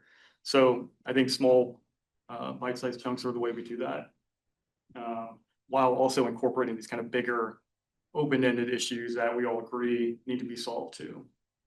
So I would throw it back and say, let's stick for this time with BTAC, like we're specifically talking about this, like let's work through this exercise of our advisory commission becoming an advisory commission for council, and then learn from that, and then they also learn from that, and then we continue to grow going forward with that capacity. I would argue just a little bit that time is relative in government. And so what feels like a really short period of time actually takes a little bit longer than it. And the Regulatory Justice Initiative actually only has a few more months left in it. Is that correct? I believe it ends in July. Oh, in July, okay. But by then, I think we'll have bigger pictures, and the marijuana piece probably fits in with that justice initiative, because it's about regulations and how close businesses are to each other, and what do we have that are barriers to businesses coming in. And so while I think it's great to have BTAC look at marijuana, it might be too soon for them, given the other work that's going on as well. If that makes sense. Yes. And maybe it's a both and.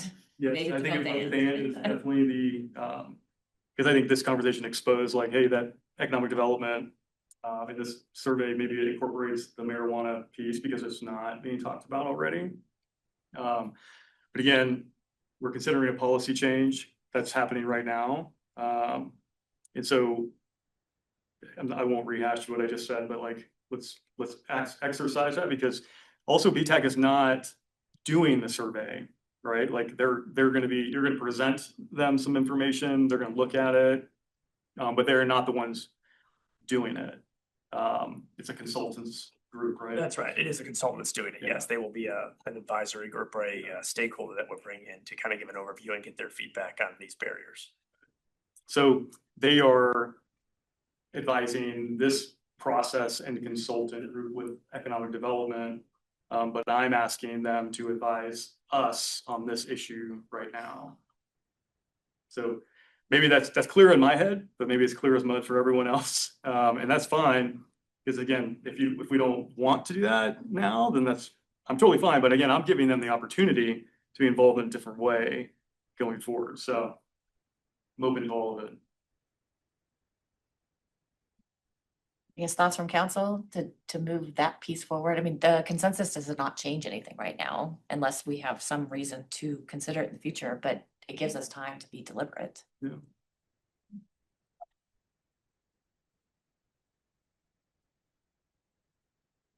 Maybe the question is to BTAC, what do you think about taking this up? And what would the time frame look like if you did? Is that a more fair question? Yeah. Yes. Very good.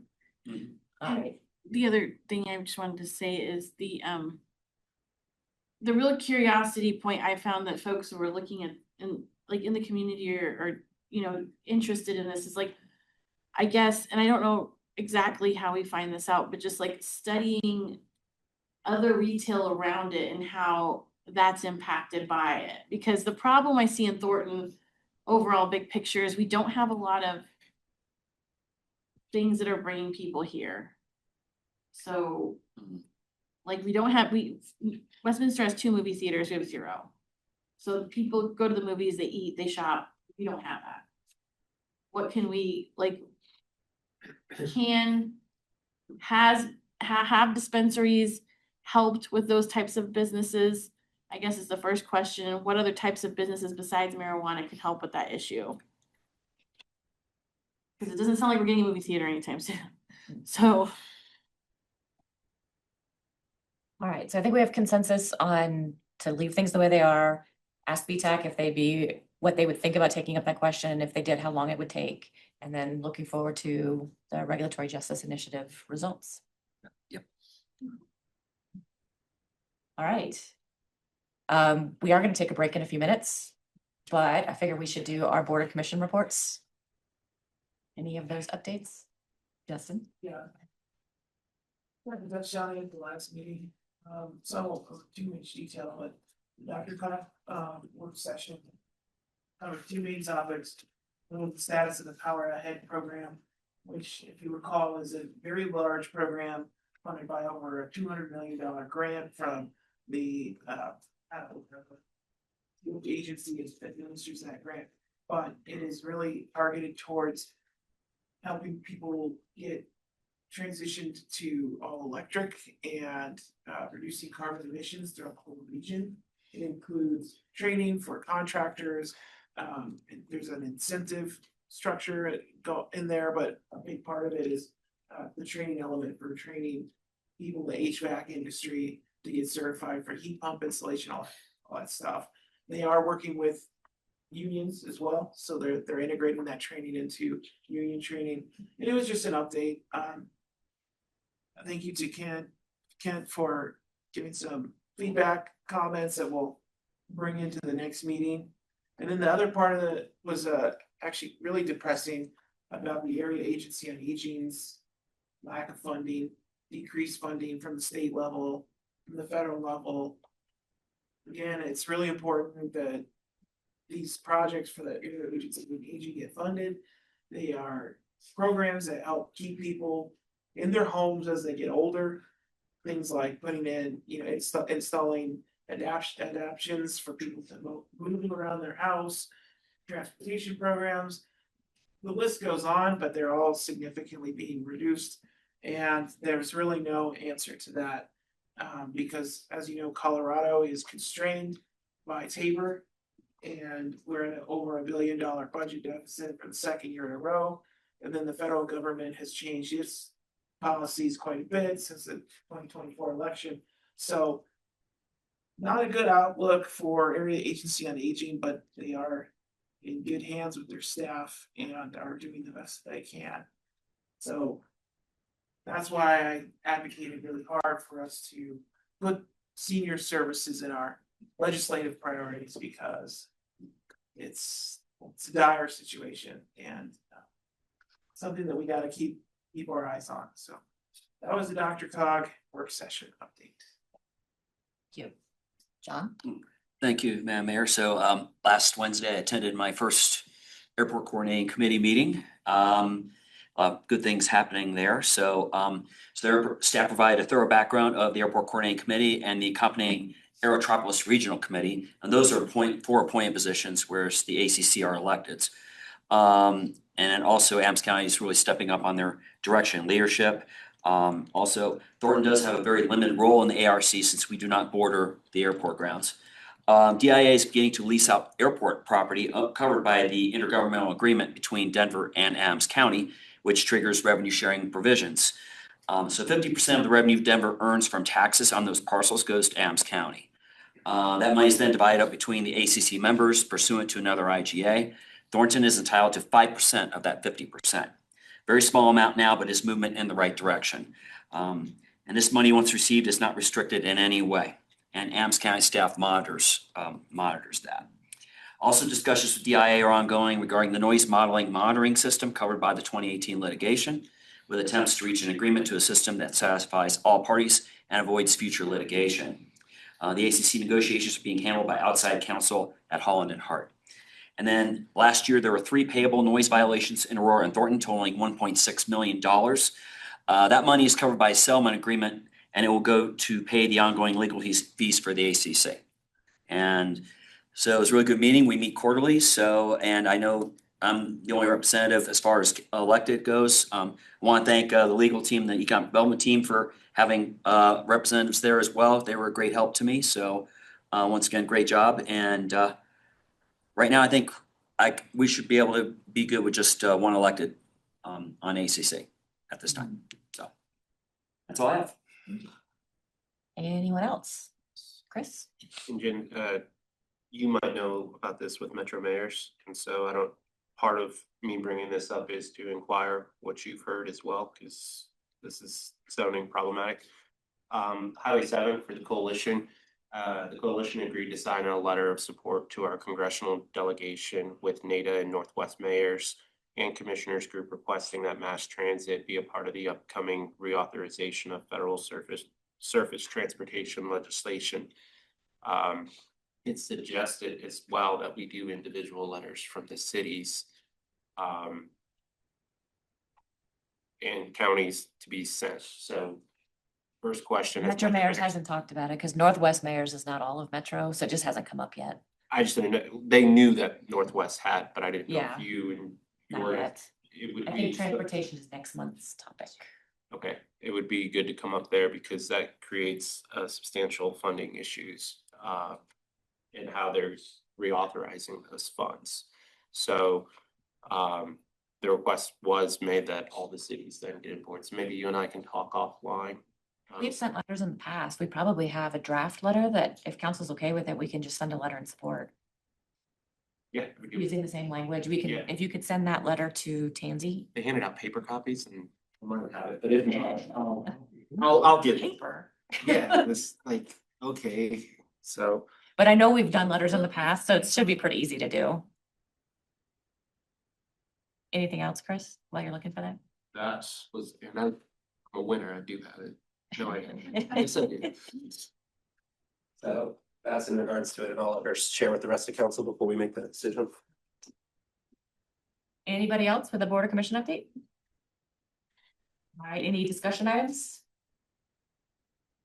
Roberta? I have a few. The first one is, can we have a resolution for colon cancer awareness month for March? Any objection? And just I'll check my spreadsheet of other things. So Women's History Month as well in March, Child Abuse Awareness Month, and March 3rd is World Hearing Day. Any objection from council? Okay. The second thing is can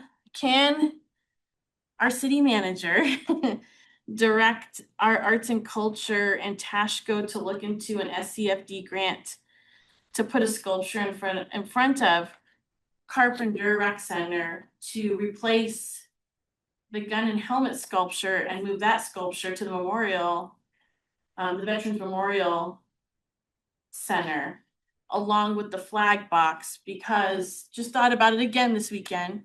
Had another question about where's the flag box. I think it's inside Carpenter now. But it would be great if all of that stuff were consolidated in a place that makes more sense for where it should belong, and just really get folks to the right place for those things. But as far as SCFD grant, I know they probably already wrote it for this year, so it'd probably have to be for next year's ask, if they could ask for the SCFD grant for public art. I'm pretty sure that's possible because that's what the grant's for. So if Tashco could work with arts and culture to ask for that to be on the next ask of grants for the city of Thornton, so we can get that public art piece. Is there objection to that? Just a question. Understanding how much it costs. What is the premise behind? Not exactly sure. I've never really looked at it. It's like, yeah, it's just. It's a veterans memorial. Okay, we were asking, we didn't know if it was is that police fire? Does that go? No, that's. So Yes. a few months ago, maybe a year ago now, there was a study done on where the different pieces of art were across the city in order to potentially consolidate the veterans pieces to one singular location. But I don't think that we ever had any agreement to actually do that, or I didn't understand the cost associated with that to be able to consider it as a priority. But if there's a grant associated with it, that may answer the cost question. So maybe the grant could cover the relocation of the gun and helmet piece.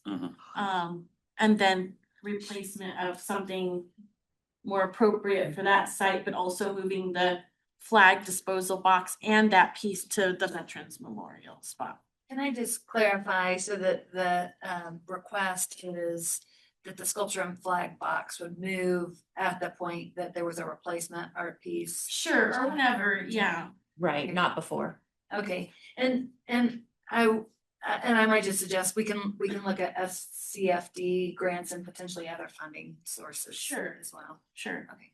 Sometimes in the past, I think that we would get the SCFD, because the way SCFD has to be written is that we get other varieties, revenue streams to get that, to get covered. So it could be that the city matches part of it, and then that'll happen, so.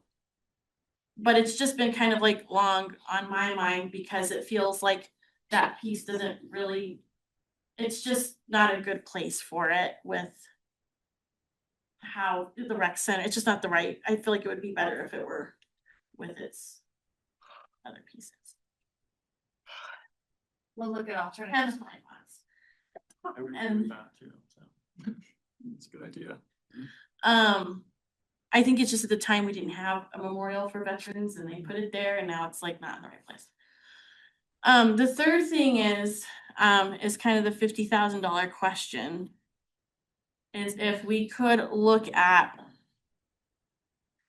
a longer sustainable funding increase to TAF.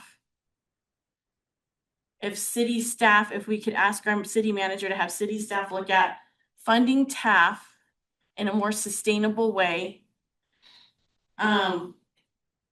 So that way, year by year, it keeps that funding and increases a little bit as it has been.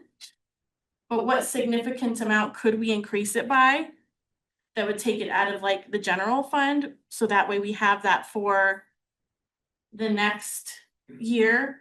But if there's a way that we could do a budget amendment from our budget now to increase it and then keep that increase into the future. And the intent. Or that it already increases year to year?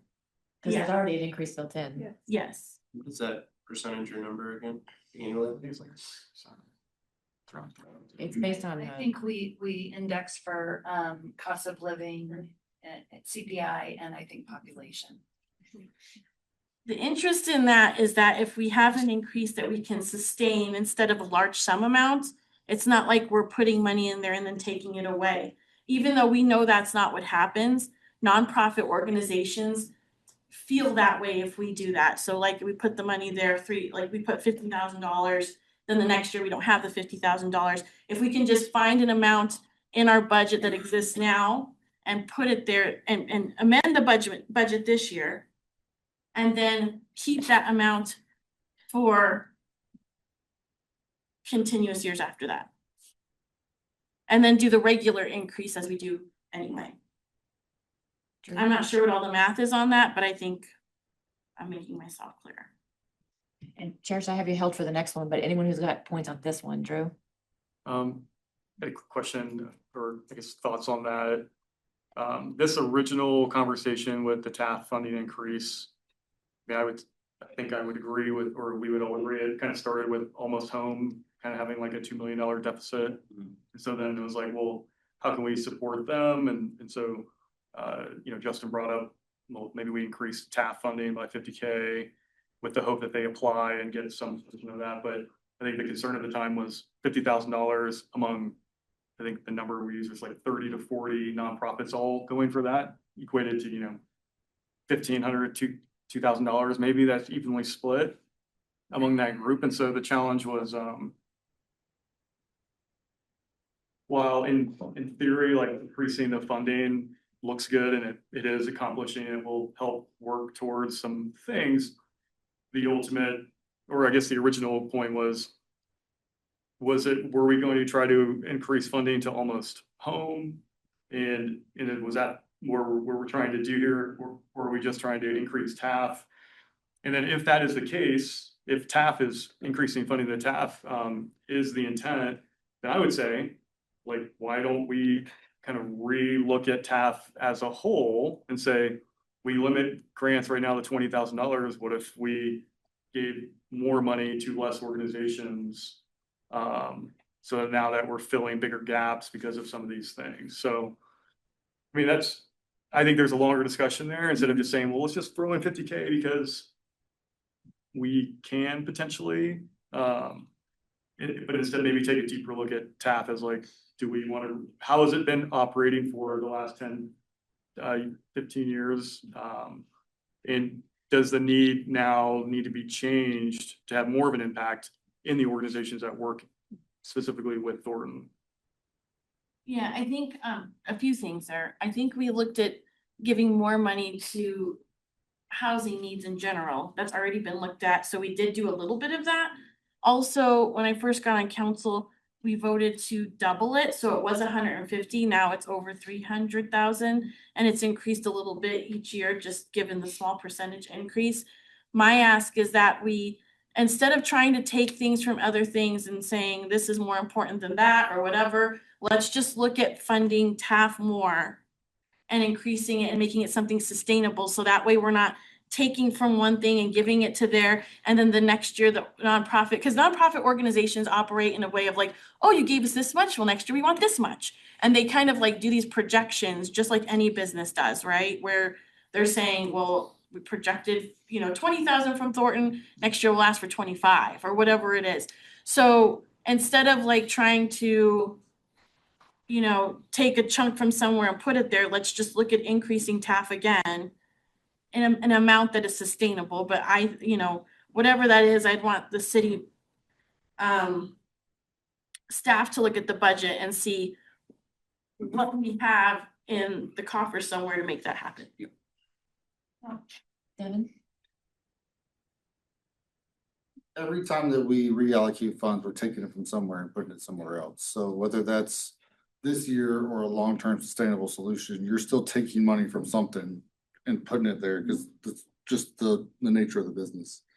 I'm not opposed to doing some things, but I think that this needs to be a more broader discussion around a lot of the different organizations that we're looking at as a whole. Not necessarily just general funds or just TAF, but looking at the entire city's budget as a whole and looking at it going, okay, well, where can we make all the cuts that need to be placed in there? to be able to do those kind of changes for that. I mean, I already said my piece about, we already spent 1.9 million in this area. And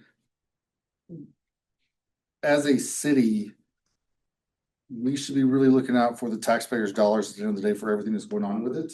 And I don't feel like we are in this situation if we just keep throwing money at the same problem over and over again and keep increasing it. Because if we're increasing something by 3% every year, that doesn't sound like a lot until you start hitting that $500,000 mark, and then you hit the $1 million mark, and everything just continuously keeps growing with no, what's the end result? Justin? Well, Devin, you made one of my points. There is no bank of cash that's not being used. Any kind of change in allocation is gonna come from somewhere else, or there's an opportunity cost, right? What are we giving up for this? But I do think that we should look, I agree, I would like to support this and see, we should have another evaluation, mid-budget cycle evaluation of what's on the table. What are we talking? What trade-offs are there? There might be some trade-offs we're willing to make. There's certainly some trade-offs I'm willing to make. You all know this, so I'm open to looking at what else is on the table. I think we got started. We got a good head start with that memo that you sent out, Tansy, and I appreciate that. Had a lot of information, so maybe this would be building off of that. Maybe you're more than halfway there because there were a lot of different things. I think the big difference between the memo that you sent out, and I would encourage everybody to revisit that, is that was really focused on the asks of growing home and almost home. And that, you know, this exercise would be similar, except for we would remove the constraint of those two organizations and look at TAF as a whole. That sounds a good plan to me, because I'm curious and interested to know what kinds of things the staff would recommend examining. Now, obviously, anything could be on the table, but the staff has the expert knowledge of what the impacts of those trade-offs would be. So I think that would be good. That's my take on it. When is the Thornton Assistance Fund group coming back to us with their recommendation? You probably saw me looking at the one ahead. On May 19th is when those recommendations come back in front of. So can I make a suggestion then, is that we, as TAF is going through that process, if they have suggestions of areas of concern, to include that with their presentation, but let them go through the process as it is today. And then after that recommendation, we look this summer at opportunities to review what TAF is doing and maybe look at it for an adjustment in 27. Because I know there's lots of questions over what TAF's doing, if it's still beneficial, if we're missing the point. Does that make sense? Yeah. Does that work, Tansy? Yeah, so I just to say that back, so you all will get your recommendation on May 19th. We will share with the Thornton Assistance Fund Committee an opportunity to share feedback with the council about the funding levels or the need. Or even the process, and if, to Drew's point, is it too many, too few, or what could we do the most with, what recommendations might they make to the process to do the most benefit? And so, and then that would accompany some of the financial choices and potential changes to allocation to TAF. But following that May 19th presentation. Okay. That's clear. Thank you. Okay. Anything else, Roberta? That's it. Cherish. I need consensus on adding a second portable playground to the Rock Creek Terrace. In 2025, we serviced 452 kids in at that location. And I'm asking that we eliminate the Aztec Village because in 2025, we only had 33 kids that we serviced for the year. So if we eliminate that one, then I can add a second one. Then there could be a second one over the Rock. Justin, was your comment based on this? Just, yeah, I was just gonna say one, yes, I think we should do that. For those of you who are not familiar with these areas and what we're talking about, city has a portable playground program it usually goes to apartment complexes in Ward 1 where there's no playground or facilities for kids to play on. These are high risk kids. Yeah, and so the Rockview Terrace is a, I think it's a Maker property. No. No, No, okay, it is it's one not. of my neighbors. Okay, but it's a low income apartment place. They actually have a huge population of Afghan refugees there.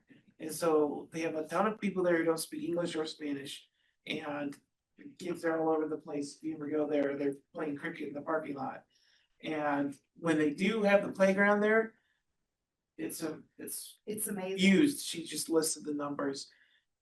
The Aztec Villa doesn't have as many kids. It's not being used, so. There is another That's a good thing. location near Aztec that the Aztec kids probably go to. So then they would be just kind of Well, like they go around. to Sky Park. Yeah, they go to that one. Plus there is an actual playground around the corner. So, and here's a little background. Yeah, the portable playground's been going on, you guys, since the 90s because I used to take my daycare kids to it back when I ran a daycare. So it was amazing. Like, and they give them snacks and it's just a wonderful program.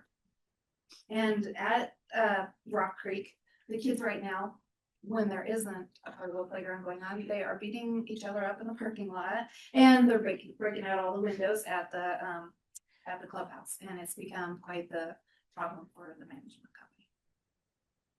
So if we could give them something to do, it'd be great. Devin, was your questions on this one? Yep, I mean, my favorite question, is there gonna be any accrued cost on this? We're Then eliminating one and I'm adding another. I'm all for it then. Well, I don't think that's actually correct. No, so Councilmember Salazar last year did ask for an analysis on ways to provide additional services at Rockview. The council got a memo at that time, and we did provide some of the information about utilization. We had already added one additional day at Rockview. This would shift staff resources. So it's not adding a whole second mobile playground, it's eliminating one It's location and eliminated, using, yeah. that makes And sense, so okay. That's why I said if we could eliminate. That seems like an the Aztec operational issue, Village. not a council issue. Yeah. Huh? That seems like an operational decision. So I had to have consensus. Staff, yeah, so the program is long-standing, so we will have to I know. reduce services at one facility to increase services somewhere else. So we wanted to make sure that there was concurrence with that. But staff is certainly does see that Rockview is better utilized than Aztec. This seems like a minor change. Any objection? Thank you, guys. Uh, Also, I have one more. This is for the chief. I would like to know what happened. We had a suicide at Sky Park. And no one was informed about it. And unfortunately, I had to find out about it from the mom. And I would like to know why I was informed by neighbors and why Ward 1 was not informed. Again, I am tired of being reactive and not being told proactively. Look into it. We were not told. Okay, I'll look into it, see what I can find out. Sorry, I'm confused by your question.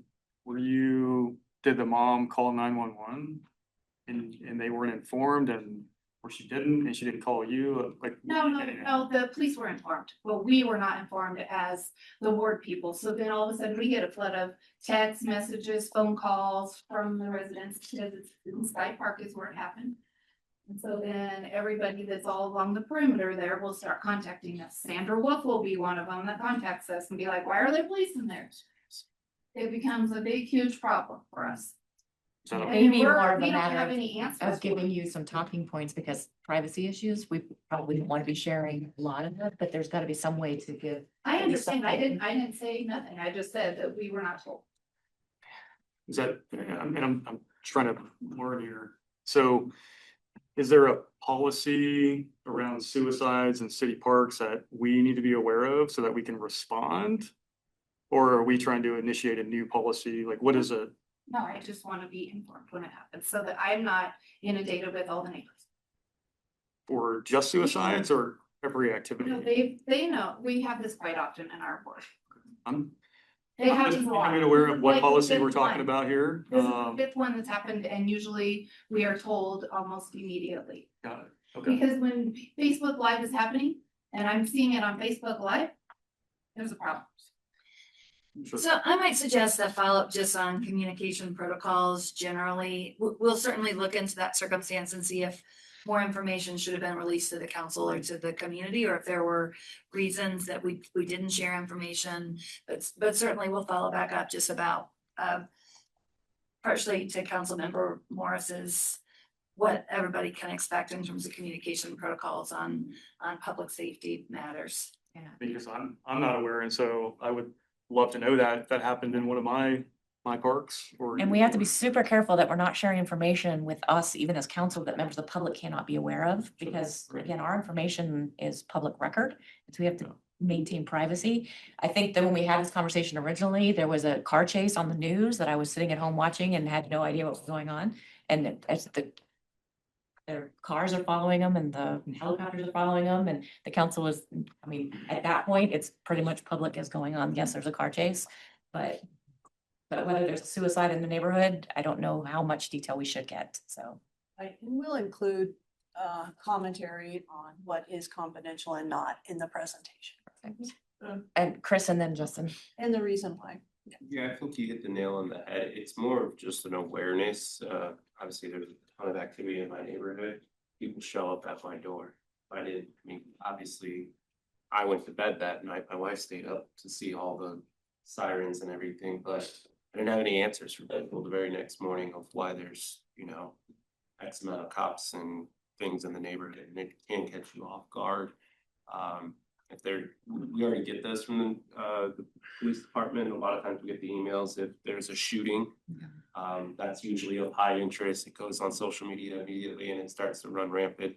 And if you're not informed, I think Ward 1's probably more subjective to it because there just tends to be more activity there. So it's more of just preparedness of, hey, there was a shoot, just like we get the emails from the police on the shootings. Well, there was a suicide in a city park. Like, heads up, you're probably going to hear about it. And talking points, you helped with the talking points before, and I thought that was very helpful. So people just turn to us, in times of, crisis, being scared, what's going on. And if we don't know, then sometimes not a good look for us.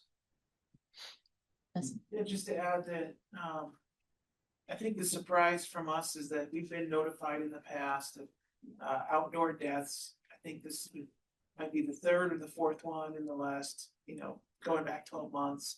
And often it's, someone living on the streets, overdoses, or a lot of different reasons, right? And we've gotten it in the past, but this time we were surprised. I think the reason why we're making a big deal of it is because it happened in the park, outdoors. At least that's what, in the porta potty. So usually when these things happen in outdoor deaths or in public spaces, everybody's looking. And then they all call her first, and then they call me. Why? And so it's really hard. And she calls me.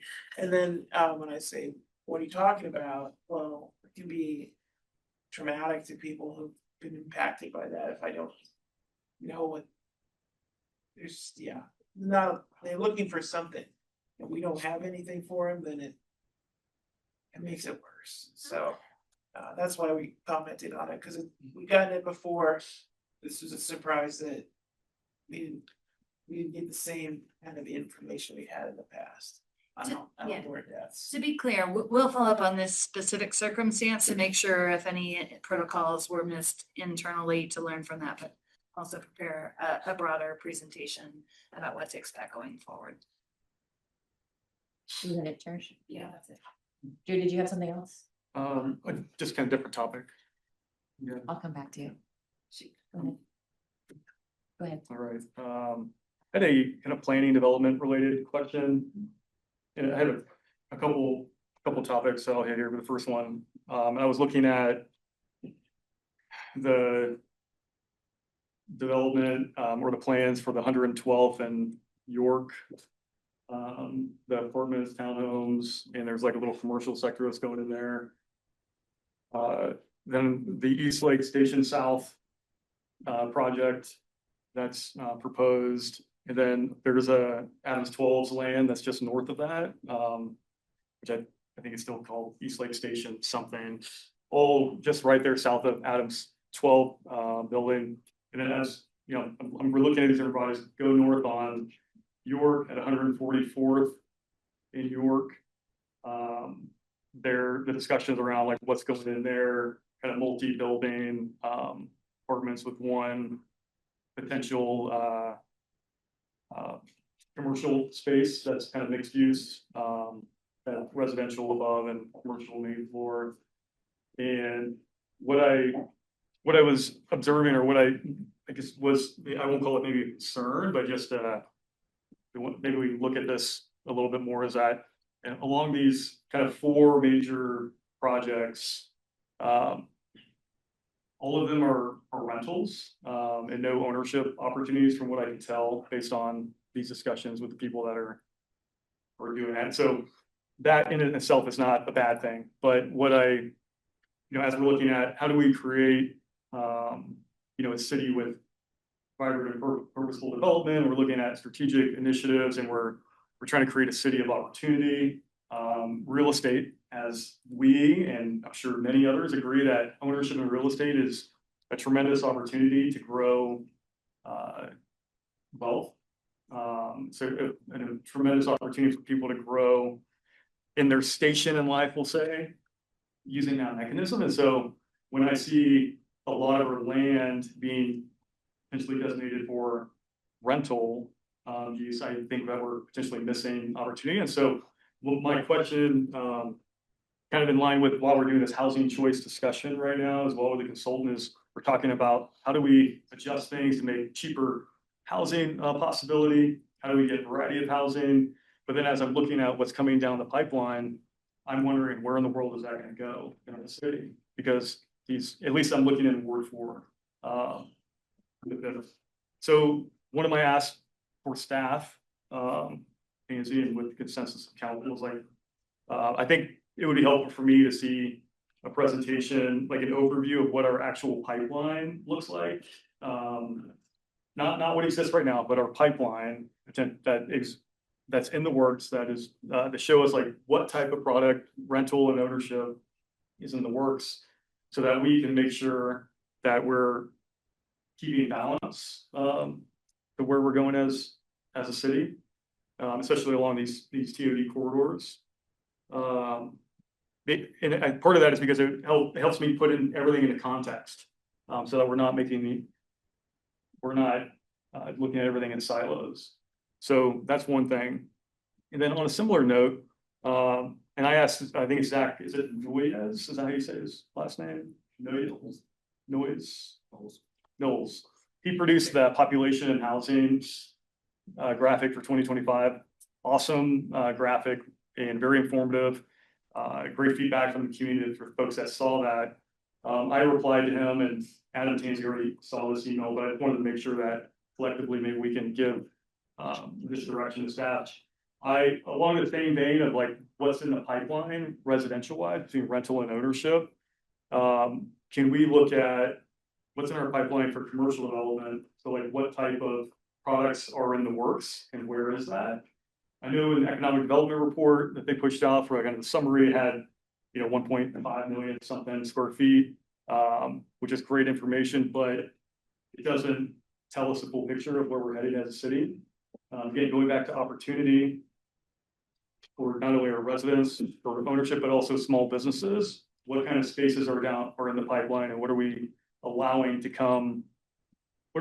or facilitating to be built in our city that's going to support small businesses specifically, not just warehouses or kind of major industrial type stuff. So I think getting clarity on that could be really helpful as a council, and I know it would be for me. And so if Zach, in conjunction with this potential presentation of an overview of what's in the pipeline, could create a similar one-page graphic that shows this that type of information, but in the same format as the housing and population, that gives us context and kind of where we're at right now as a city and where we're headed. Can I ask a clarifying question? So, let me say back to you maybe what I think we can do,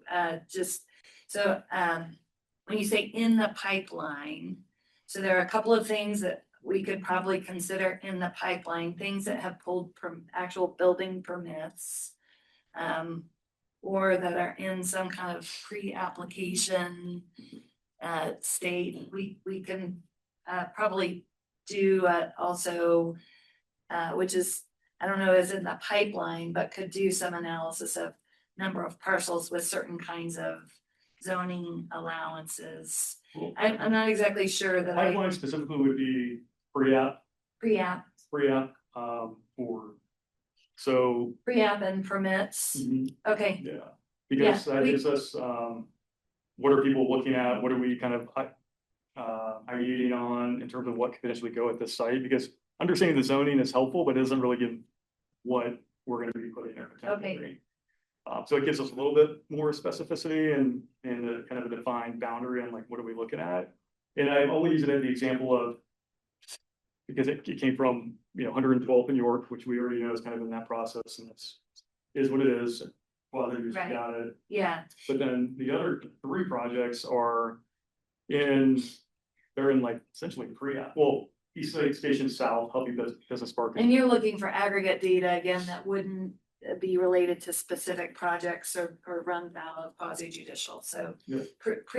Permits and pre-application statistics. We'll see what we can do, and that's a good starting point. Yeah, and again, it could be fleshed out. This might be the first time that we're trying to ask for a visual of this in kind of like an aggregate form.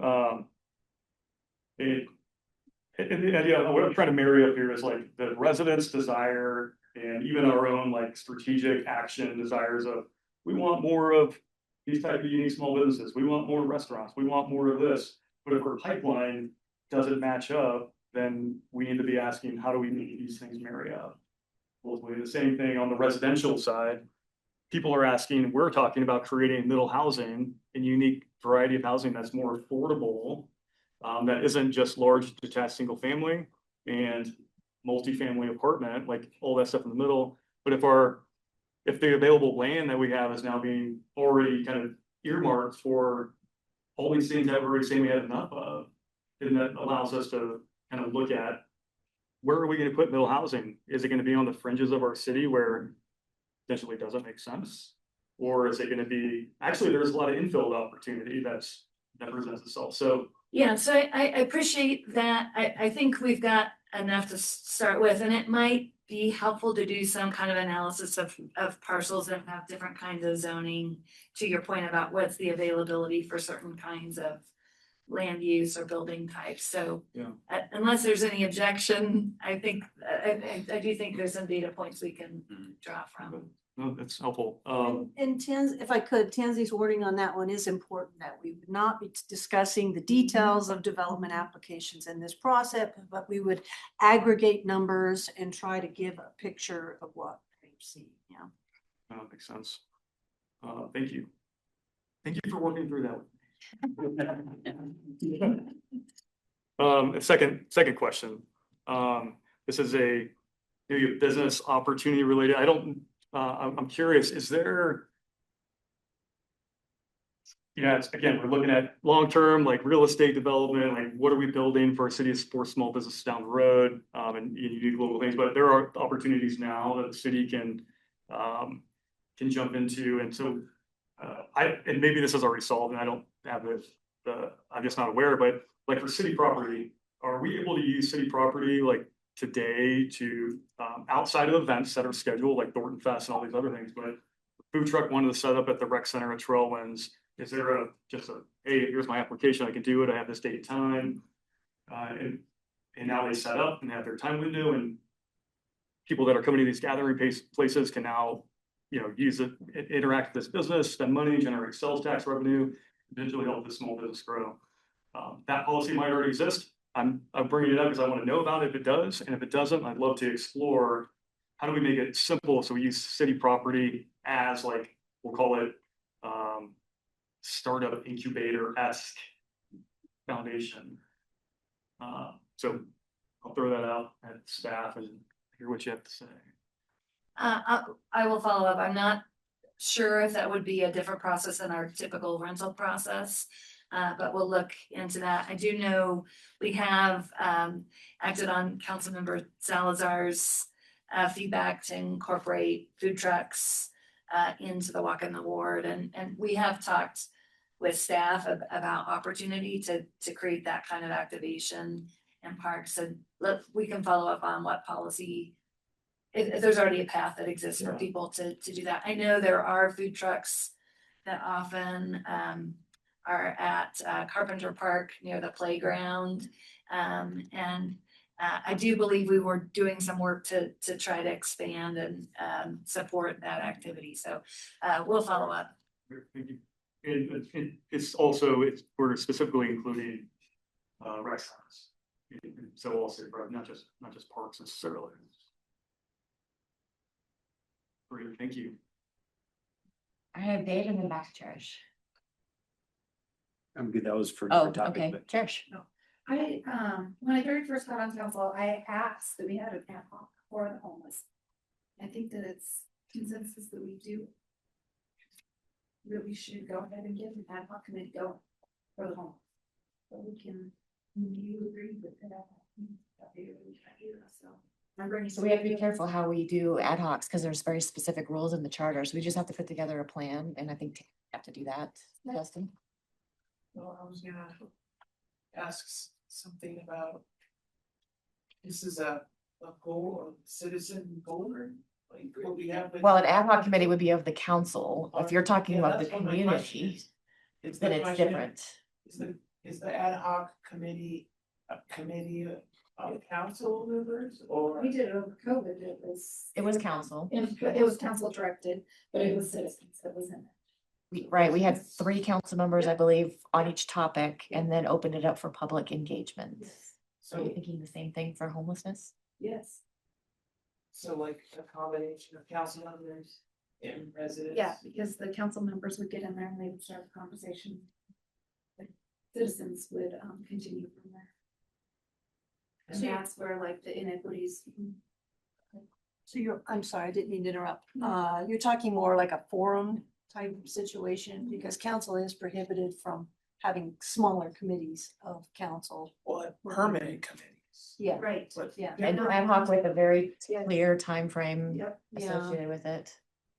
But you're saying citizens would be involved too? Yeah, citizens were involved in that ad So hoc. during COVID, we had focus areas that we talked Yes. about, like park amenities, homelessness was one of them, traffic issues around certain areas. And because it was COVID, we were all on Zoom at the time. And so we would set up very specific focused areas. Yes. Right. Yeah, yeah, I'm sure we can put Figure something together out. if That's the desire of council. You say on homelessness, do you mean like? Policy recommendations for. That address homeless. Challenges or? Well, what do you mean? out of that, like, for instance, that's where we did a whole thing on the parks, when we realized that we didn't have any parks up here and they had all these parks, and so then we started working on, like, that's how Sky Park came about. Okay. Well, Sky Park came on long before that, but some of the adjustments, yeah. Yeah. I wonder if it would make more sense, and maybe we can talk offline, just to put some parameters around what we're looking for. Okay. And then bring that to council as either an ad hoc or a community engagement piece, and instead of just throwing, because to Justin's point, there's a lot with homelessness. And maybe like 3 things that we want to focus on. So then the request would be to ask our staff to give us some ideas of what this could look like. And then we can. That we're allowed to do, yeah. Because around the parameters of what we're allowed to do as council with a small ad hoc committee and what potentially that could look like. Whether we would do it on Zoom again, or whether we could do it in person, and it might, I mean, staff support might be needed. Back in Zoom, we had very limited staff support because it was really just gathering data and information, and then staff took it and correlated that to other data. For council and Zoom and gave our recommendations. I probably still have my notes from that too. Sure, we can follow up on that. Because I was the note taker. Yep. Okay. Does that make sense? Very vague requests. I think so. I think we can potentially look at scopes that have happened in other communities to give something to react to of potentially some different policy questions or approaches. I also would remind the council, because I think we'll probably incorporate this in the report. You had budgeted 150,000 for some kind of study related to homelessness. We have not begun to scope that, so there may be an opportunity to pull those two things, those two projects together. That makes more sense than having multiple things going on at the same time. So let us do some thinking and see if we can learn from some other communities that have already worked with the community in meaningful ways on that and come back with some ideas. Anything else, Trish? Anything else from anybody else? We're gonna take a quick break because we have an executive session that we still need to do.